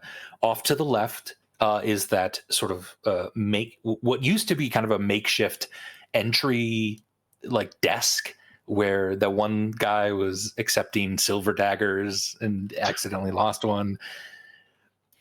They've built that up a little bit since then, so that it's kind of an actual desk intake area. There are several people behind the desk at this point. You still see several really heavily armed individuals kind of ushering a few people. I think Hikari notices this first, as one of the individuals having the highest perception. Hikari, you notice they're separating people. Some of them are moving straight through the stairway to a door kind of on the back end of the hall. And several then are going up the stairs. And they're sort of telling people like where to go. They're making reassurances that you're going to be able to like see, like we just got to like separate you for now, but you're going to be able to like be together then when this is done. And Hikari, I think just even without a roll, you're able to tell people that seem like they're healthy and able to fight are moving up the stairs. And everyone else, children, the infirmed, are being sort of put toward the back.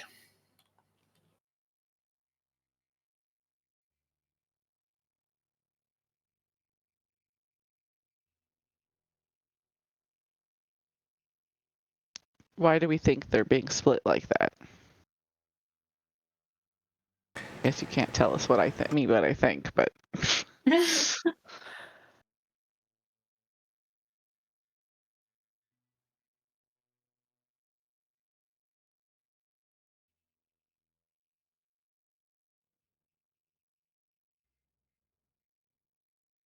Yeah, what would you guys like to do if Hikari tells you that? really quiet there for a long time. Sorry. Do we get like bad vibes for like where they're splitting people off to? Like, am I now more worried for the children, or? You're not sure. You've never been in this place. None of you have really been through that door in the back. It's hard to tell exactly where it leads. It like just barely looking through it as it's open, you see it probably leads into a hallway that goes left and right. But like, Would this where also does that hallway go? would this line up with what Stormbringer saw in the area where she was? The aged children. Yes.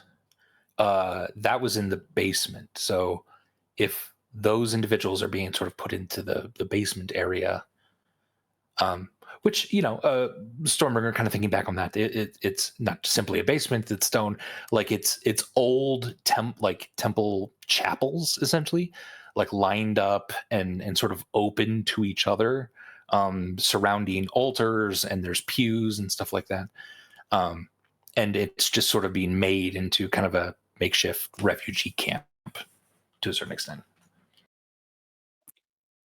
But yeah, maybe that it'll go back there.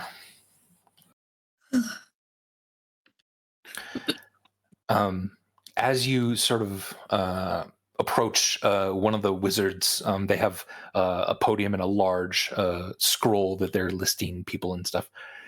Oh, if you don't mind, yes. What's your names? And if you don't mind, have you had any experience fighting or with weapons or something like that? If you don't mind just stating. We've had Why? far too much experience. Too much experience is some. So if you don't mind, you'll step right over there to the stairway. And little one, you have a bunch of stuff. You were told only to bring a few things. I don't. Do you have food and rations in that bag of yours? Do you want to eat purple worm teeth? Not especially. Then mind your business. Oh, you're feisty. Stairway for you. Okay, definitely stairway for you as well. And he looks over at Akari. Can you fight, Akari? He doesn't know. Can you fight? Can I fight? Yes. Yes. Okay. Well, stairway for all of you, if you don't mind. And your names? Well, who are we fighting and why? All of it will be explained to you up the stairs when you get to What the do I top do of with the my dome. many children? Are these yours? No. The tiefling. Oh, okay. Well, then, don't mind. They'll be looked after, I guess. You guess. I love the fact that broken and defeated perhaps did not translate fully to Clem's attitude towards the record keepers. Yes, they'll be fine. Children, along you follow this line of people through that door, you'll be okay. Wait, you were asking for rations. You're not going to turn the children into rations, are you? Oh, not unless they're naughty. You're not naughty, are you, children? No, they're fine. They'll have a good time. There's games down there. If I find out you kill these children because they're naughty, I'll probably kill you. Just kidding. I'm naughty too. Bye. And then I will like walk off to the side with the Bit of children a ruffian that one was. And I do will. need your name. Oh. I will talk to the group of kids and I'll say, like, don't let them crush your spirit here. See what you can steal. See what you can take. See who you can fuck over for fun. Okay. This is a place to hone your skills. When I see you again, I expect each of you to have a new interesting item. Okay. And something new you've learned. Okay. Yeah. Okay. We're gonna, Captain. We'll make you proud. All right. Survive. And the rest of you, your names.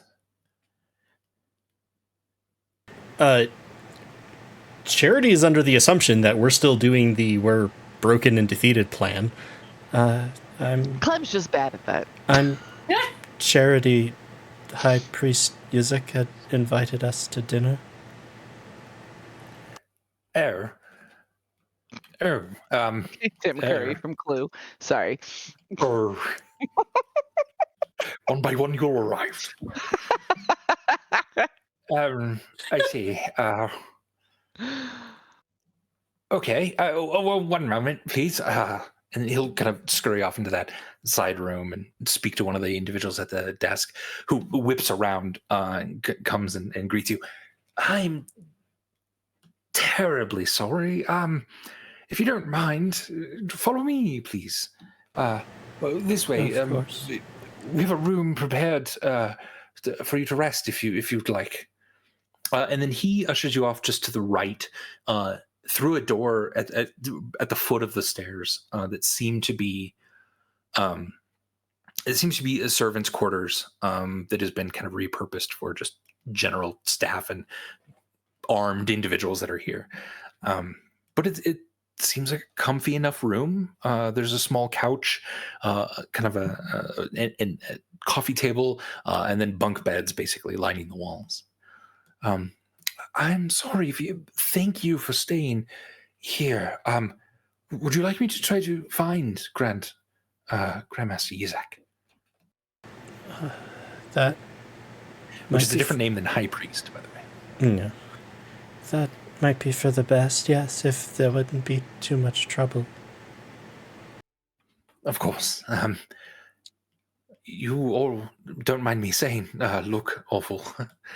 Rough few days. My brother is dead. My other brother ran away. I'm sorry to hear that. We're going to send over some food as well. Try to stay warm. I know Grandmaster will be quite pleased that you are here. Make yourselves comfortable, and then he'll shut the door. You suddenly find yourself alone in this room, except for two individuals who are asleep in bunk beds, kind of on the far southern end of the room. The couch is kind of on the northern end of the room, and then there's another door leading opposite the one from the Great Hall area. So essentially there's a door back the way we came, there's a door further in, and then bunk beds and a couch. Yeah. Can we see the two who are asleep? You can see the mounds of them in their beds.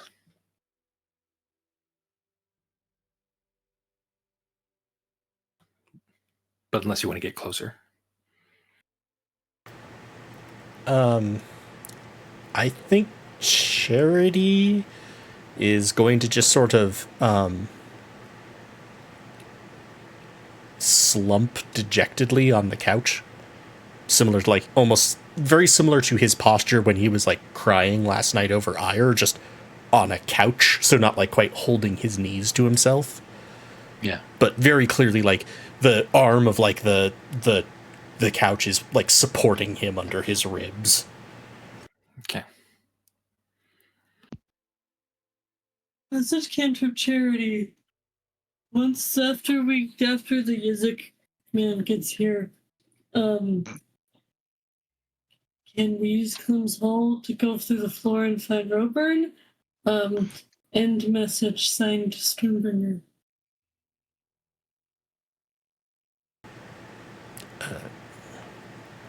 Message cantrip Stormbringer.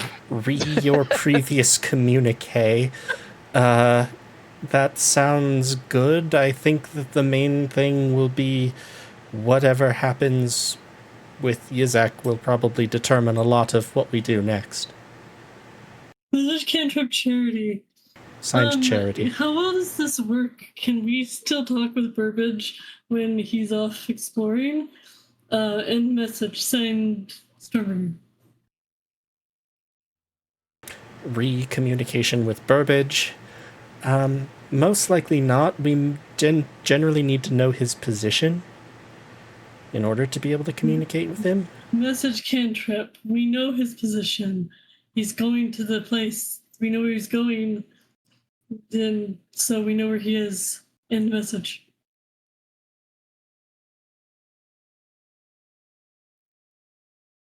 I don't think that's quite how it works. Message cantrip. Yes, it is. End message. Go ahead and message him. Message cantrip Burbage. Can you hear me? Which way are you pointing and facing? Facing towards where I think Conway's office is. Silence. I'm gonna turn, like a shift a quarter turn. Message cantrip Burbage. Can you hear me? It's like you're dialing in very slowly, Yeah. like every frequency. Yeah. As you're doing that,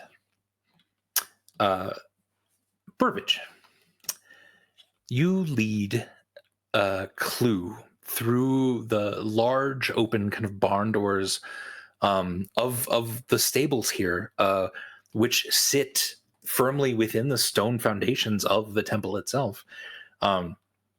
There are lots of different kinds of horses, a few mules in here, and there's probably about 6 or 7 attendants, making sure everything is sort of accounted for, and that these magical fires are being stoked to keep the animals in here warm. It smells pretty bad, and there's hay everywhere, and dirt on the floor, but like it's almost weird that the walls themselves are like stone and even have some paintings hung on them. But everything else just seems like a barn to you. And immediately an attendant, sort of teenage-ish elven girl, so, 50, 60, pops over to you. Okay, what do we have here? Looks like a nightmare. That might be a little extra to just room and board. But first initial cost will be 20 gold, and then if we can take them with us, that'll be another 15 gold. And if they have to stay here, then it'll just be the 20, and we'll go from there. Sound good so far? Sure. Take them where? Take them. So I'm not okay. So I'm not exactly sure where, but it seems like the plan is to get out of this place. Obviously, like, do you know the fire army is already attacking the walls? Like, that's why there's so much fog that they can't get through the ice. But I don't know how long that's going to last, and we've now caught most everyone in the temple here, so I think we're going to be leaving pretty soon. Yeah, but 20 gold initial, just to like save a space here. Oh, yeah. I can spring the 20 gold. Okay. And just out of curiosity, did the attendant, you were kind of doing something with your finger, like did he point upward when he said leaving, or was it more like making like a point? Like he did kind of gesture up a little. Very astute of you. Okay, Burbage would note that. I mean, so Burbage's sense is that Clue can take care of himself, and it's probably best. Yeah, so like, I think I'll pay the 20 gold to get him a spot here. I don't, he's kind of a willful kind of creature, and I wouldn't want any of you to, be in charge of taking him anywhere. I might ask you, I might give you the extra 15 gold, but just, if you could give me the opportunity to sort of have a moment with him in the stables to sort of prepare him, because he is, like I said, kind of a special creature, and I wouldn't want him to cause any trouble for you. No, of course. You see her kind of bow lowly toward Clue, and then approach, not looking at him, and begin to gently kind of caress his side, and she begins to say, what languages do you speak? Common and halfling.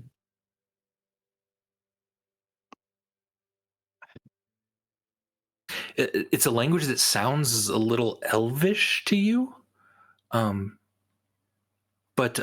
in low sort of tones, it's Elethain Thathain Seon Seowa. She's just patting him. And Clue kind of nods. Willful creature indeed. If you don't mind, right over there, number 32. And then she's immediately starting to move on to the next. Sort of stable 32 is a small area of like way in the back corner, next to a few horses, but also like one very large cat that looks like a house cat, just incredibly large. That's just kind of sitting and sort of rolling in the hay a little bit and then cleaning itself.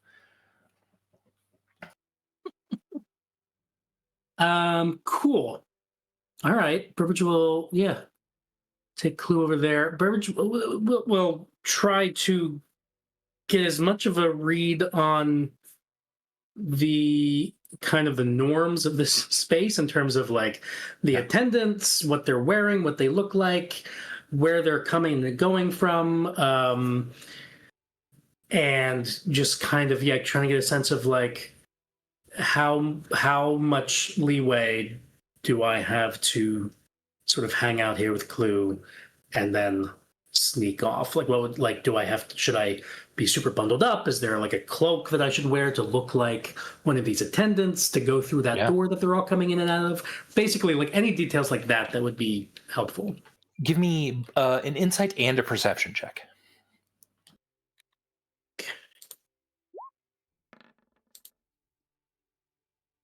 So 18 insight, 33 perception. Jeez. All right. An 18 insight. You're able to tell that despite that one attendant, most of these individuals don't know what they're doing. This seems like the actual attendant for the stables, and then other people have just been shoved into here in order to just sort of be busy. Several of them don't know where things are. You can tell they're running around, they're asking stuff. One of them doesn't know where the saddles are even being kept, and they're just carrying around a large, heavy saddle.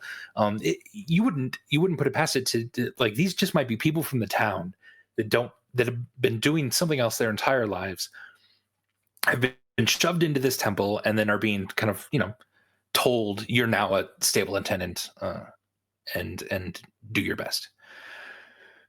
With a perception, a few individuals that really know what they're doing are coming in and out of a back door. With that 33 perception,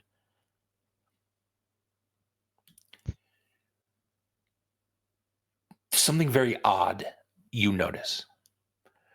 As they're coming out of this fairly ornate wooden door, set into the stone, right next to a few lovely paintings of landscapes, they kind of are giving a wide berth to the left side of the door. A couple of them kind of even look over real quick and then look away, like, fuck, I'm not supposed to look. It's super subtle, and without a 33, you probably may not have noticed this. But yeah, of the few of them that you've seen come in and out, if they're coming out into this space, it's on the left side of the door, and they're just kind of steering clear of that. You're not exactly sure what to make of it, but something feels a little dangerous about that entrance.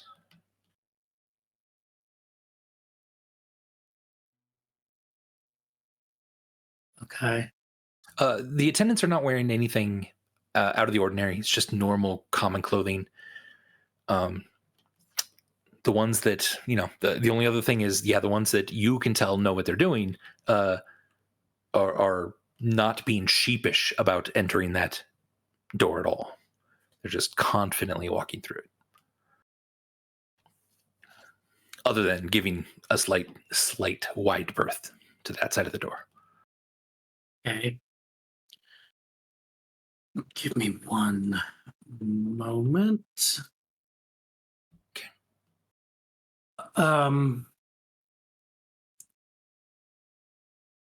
I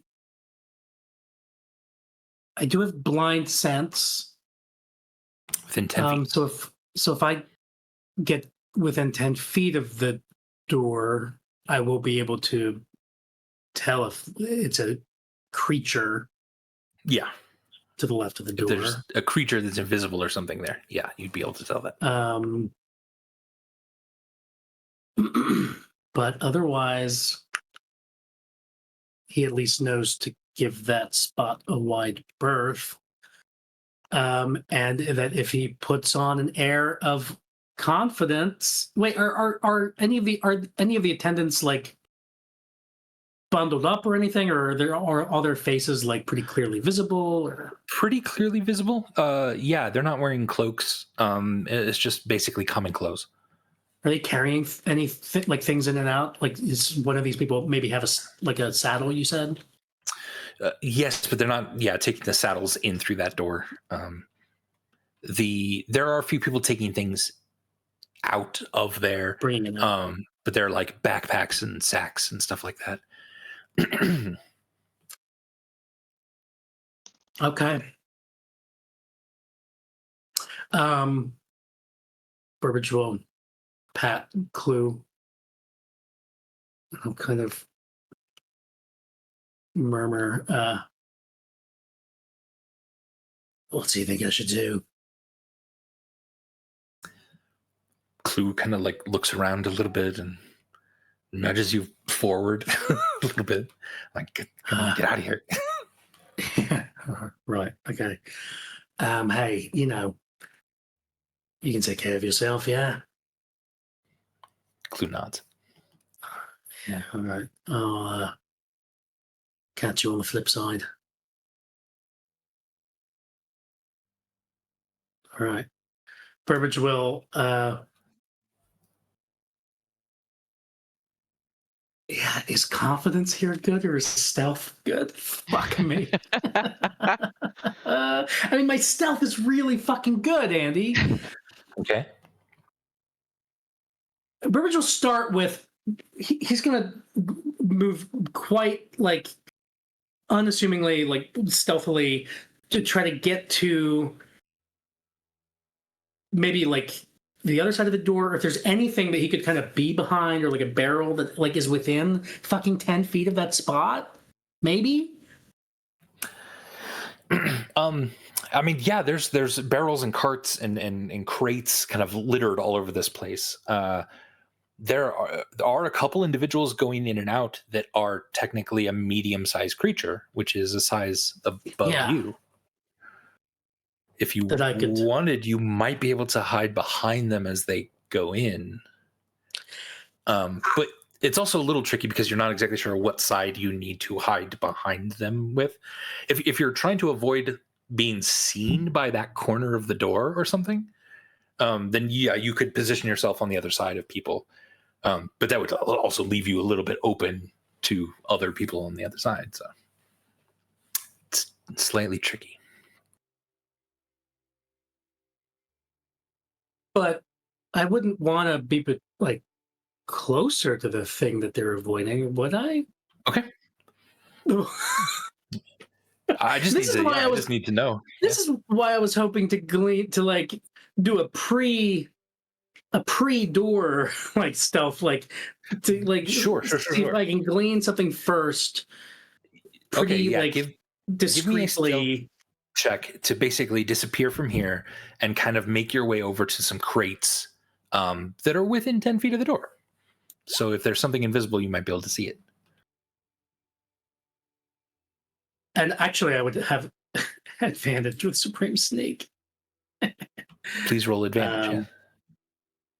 We'll just take I changed. Yeah, just go with 35 or 27. Yeah, so 35.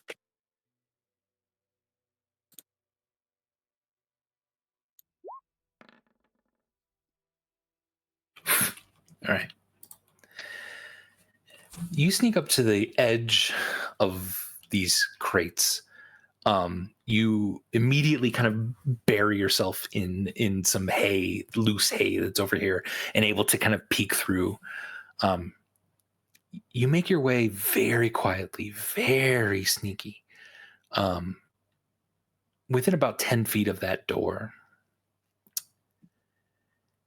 you sort of kind of activate your blind sense here, which for you it's always been a little bit of a heat vision, which allows you to see the things around you that are colder or hotter than everything else.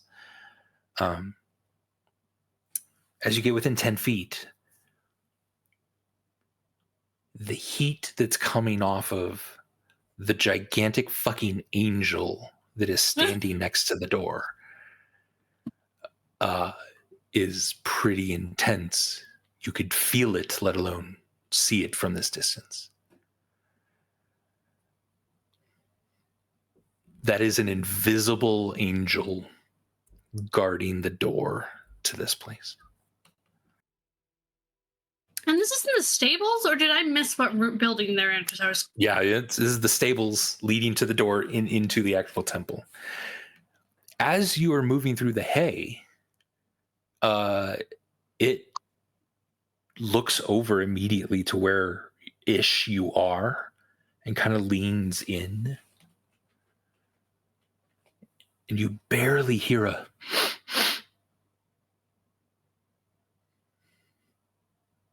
and then leans back toward the door.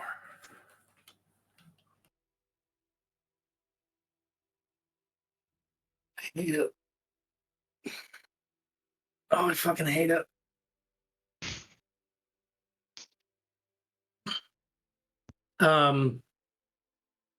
Okay. What does Burbage know about angels? He knows that Charity has taken an angel form at times. What is the nature of Charity? Like, when he does that, is it like at all related to actual angel? For the most part, some things can be very similar. Yeah, give me a nature check or a religion check.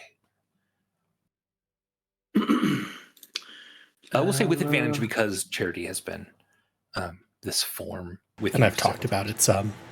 Yeah. Okay. Let's go with religion, just for the fuck of it. 7. Yikes. Thinking back to your religious studies, Burbage, of which there are a few, if you're being honest. You've heard stories about angels from bards. You've heard Charity talk about what sort of they can do as an angel. With a 7, you know for sure angels have true sight. They can, if you were invisible, it would have seen you 100%. It is incredibly difficult to hide from this thing. They probably have an extreme wisdom, which makes them very perceptive.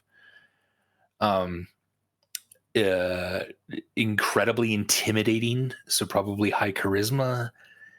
And other than that, some of them try to get with human women sometimes, and some of them slay dragons, and some of them like to live in ponds.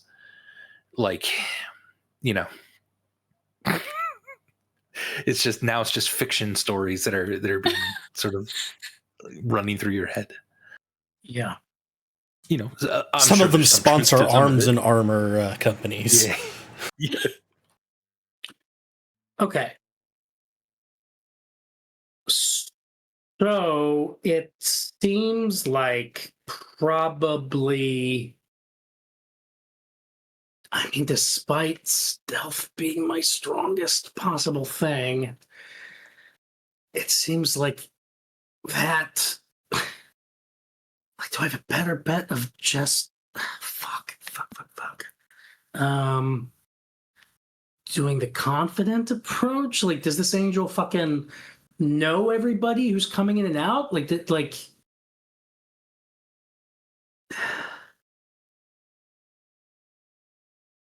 He said there are just these random attendants who've been or people who've been made attendants. Can I? There's a group of, like, if you're waiting here like a little bit, there's a group of maybe 5 that come in and out of that door. You've not seen the other attendants do that. You would be pretty shocked if they went to the trouble of having an angel stand at a door and it didn't really know everyone that went in and out. Yeah. Okay, well, okay. I'm I'm like fucking nervous. Options would be to just fucking go for it, to try to put myself on the other side of the angel, of a person who's going through, a medium-sized person, and to just use my supreme sneak and to just fucking hope that I do it and then I manage. Or I try to like feign a legitimate reason to go through, like talk to the attendant, the lead attendant, and say like I need this or that, or like, but that's probably, I mean, if they have a fucking angel at the door, tricks like that aren't gonna be fucking. Invisibility won't help because of the true sight thing.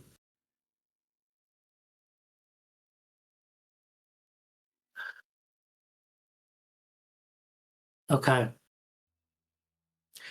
All right.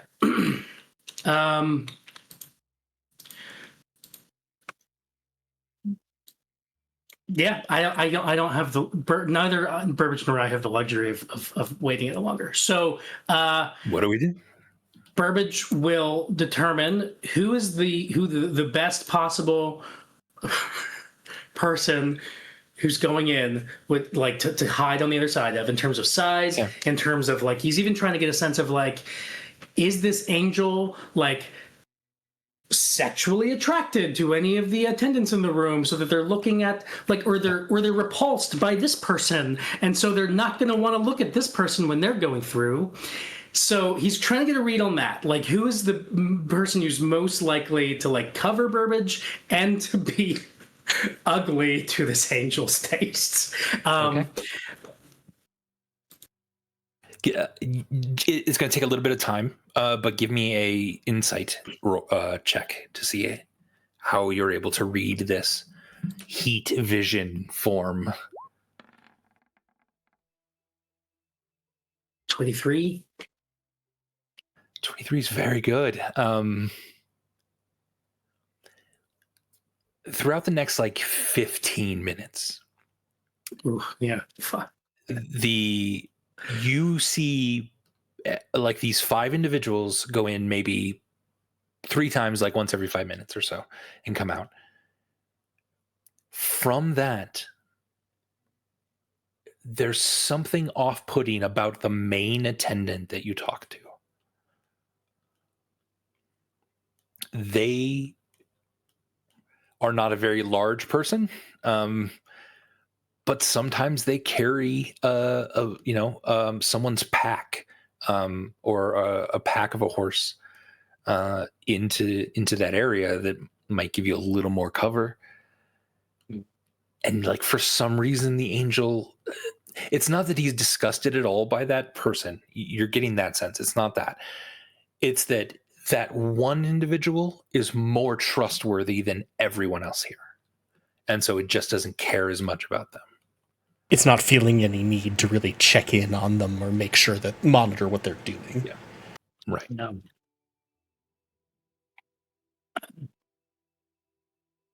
Okay. Burbage will wait for the opportunity for when that main attendant is carrying something kind of large or something. Okay.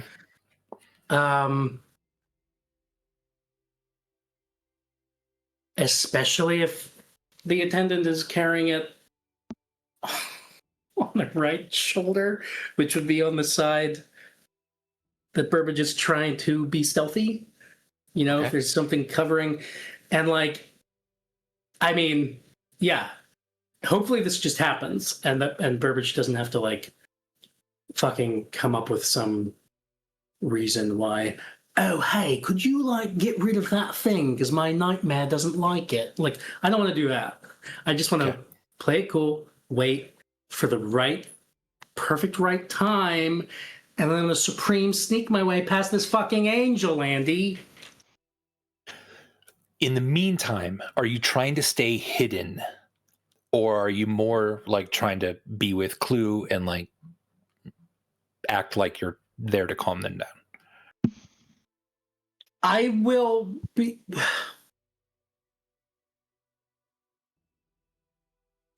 Where I'm hiding right now, where kind of spatially is it in relation to the door, like the side of the door that I'm gonna want If you're facing the door from this side, right to the right of the door would be the angel.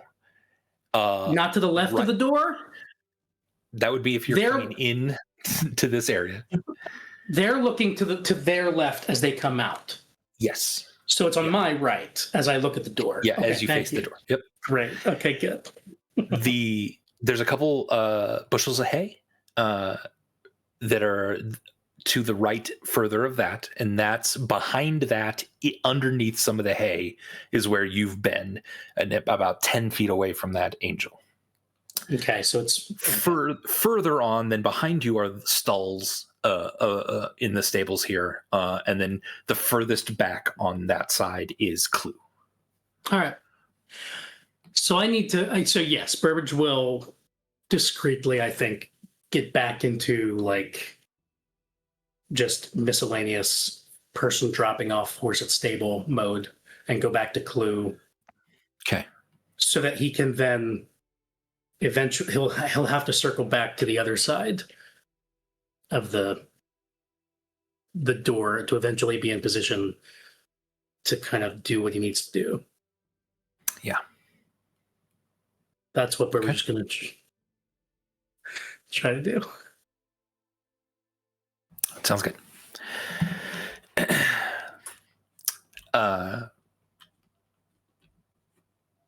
Do you let Clue know that you're still here, or are you still hidden from Clue even?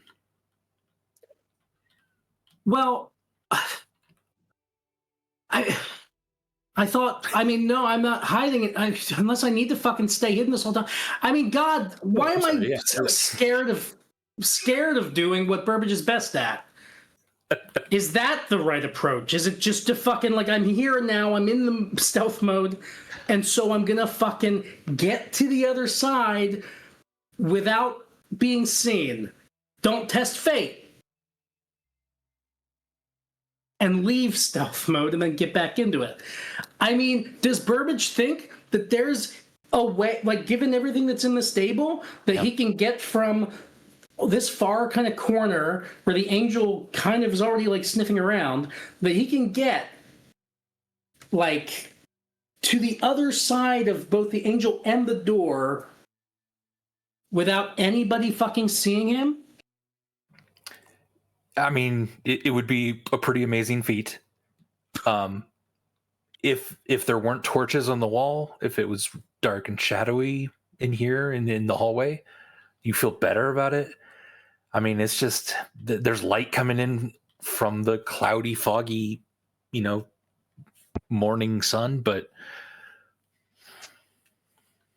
yeah, it'll be a feat. But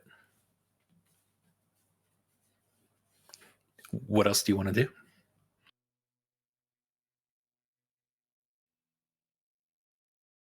Oh, fuck it. I mean, Burbage isn't going back to Clue. He'd be embarrassed. Clue nudged him. Clue was like, get the fuck out of here. So Burbage will try to remain fucking hidden and execute this plan with whatever spatial rearrangement and sneaking that he needs to do.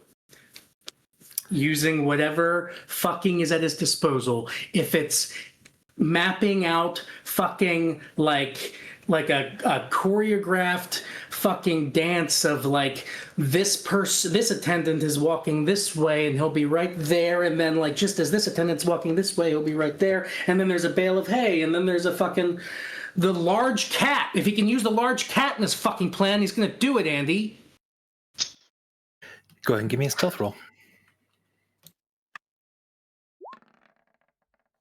Advantage.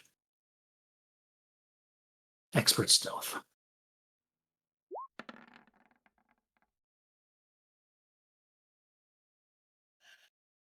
$34.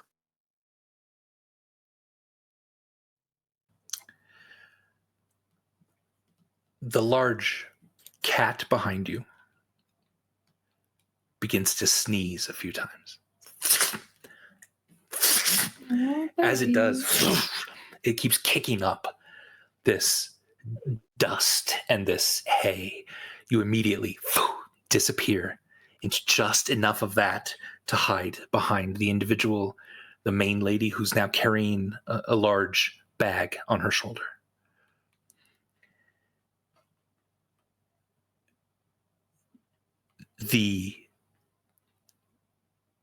Whether it's just pure dumb luck or somehow Clue and you are connected, Clue begins to shake and that fiery mane begins to smoke a few of those pieces of hay. It's beginning to just cloud a tiny bit of this room, but like that's all you need.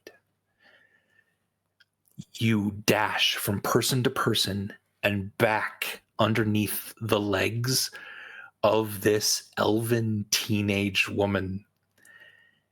And you are diving in and out of any possible way that that angel could see you, or smell you, or hear you.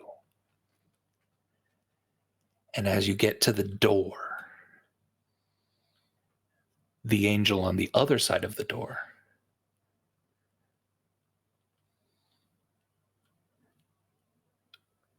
you need to make another stealth roll.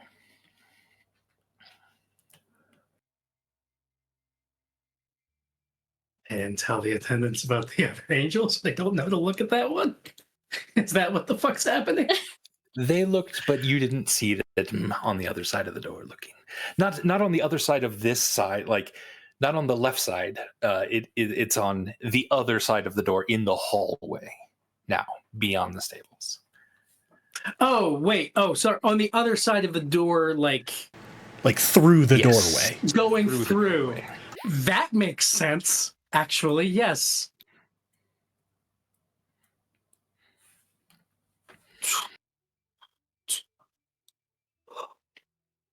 Is that a 27. 27? You need to beat this. But If it meets it. it meets a beat. Do you have an inspiration, Burbage? Wait, yeah, who's well- meeting and who's beating? Yeah, who's meeting and who's beating? Who's the beaty? Yeah. Yeah. You are afraid you will be seen. I have Unless there's inspiration. just something. I have extra. inspiration. I You have can do it, yeah. inspiration. I'm gonna fucking cry. Sorry. 32. I'm gonna cry. You only get one roll. We have to take the 31. Fine. I don't give a But shit. that's a 31. Like, that didn't have to be that way. Like, the universe is kind of random and crazy chaos. Like, that didn't have to happen. It could have been anything else, Sandy. Like, I could have rolled something less. Yeah, it's true. The angel on the other side startles you. And this makes it all of a sudden more difficult to calculate in your head both angles. You can't be seen by these things.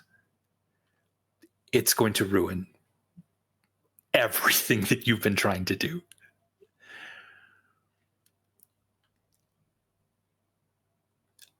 You remember a very little used aspect of Bright Fang. And that is that When you pull it, you Lights can go out. douse Natural sources all of the light. flames in the area.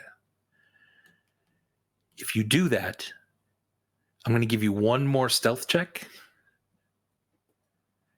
but you'll be able to douse the flames in the hallway and completely go wherever you need to go. You've now made it through the door, but now there's going to now be having to deal with navigating in a small hallway what's going on with this angel and this individual, and you don't know where they're going. But if you wanted to do this, you risk a little bit of the sound of the sword, but you might be able to just disappear.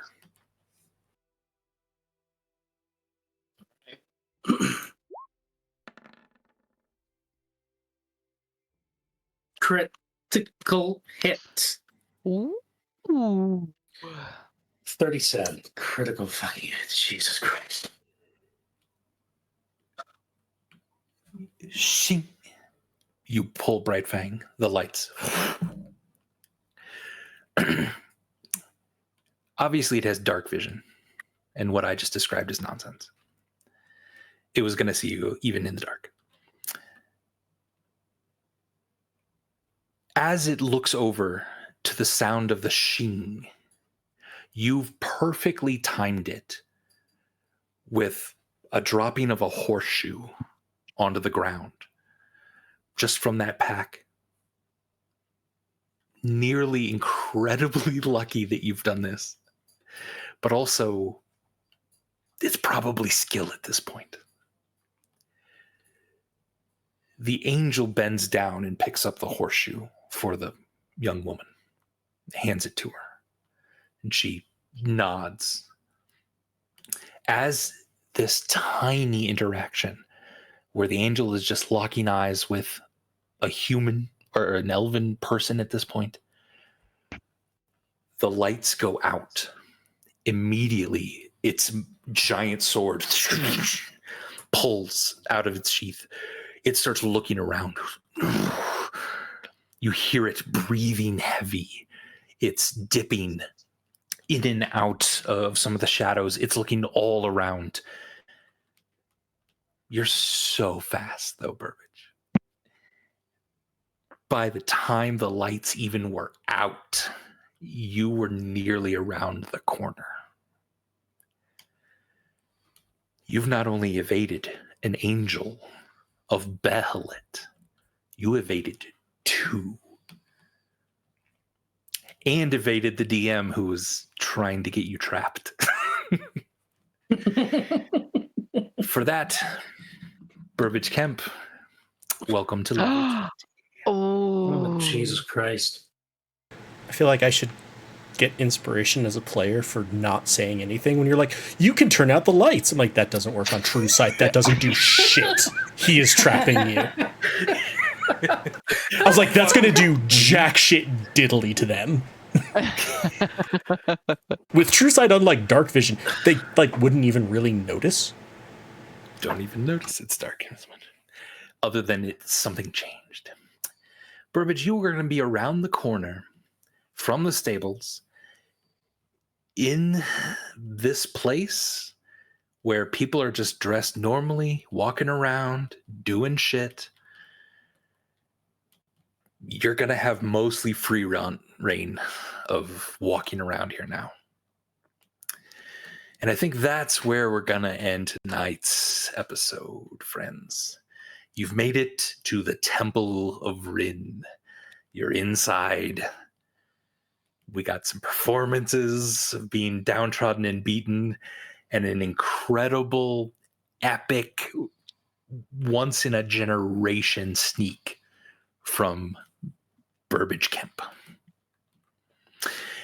Well, friends, thank you very much for watching. Thanks for playing, everyone. Oh, so exciting.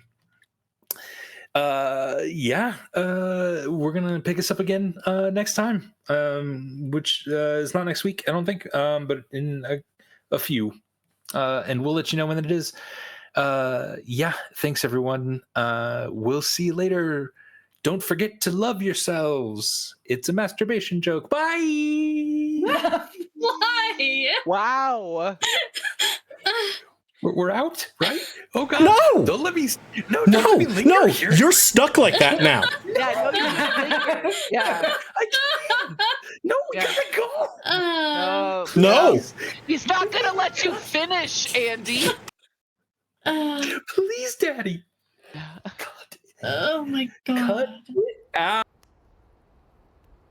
Lonely she walks down beside the green river.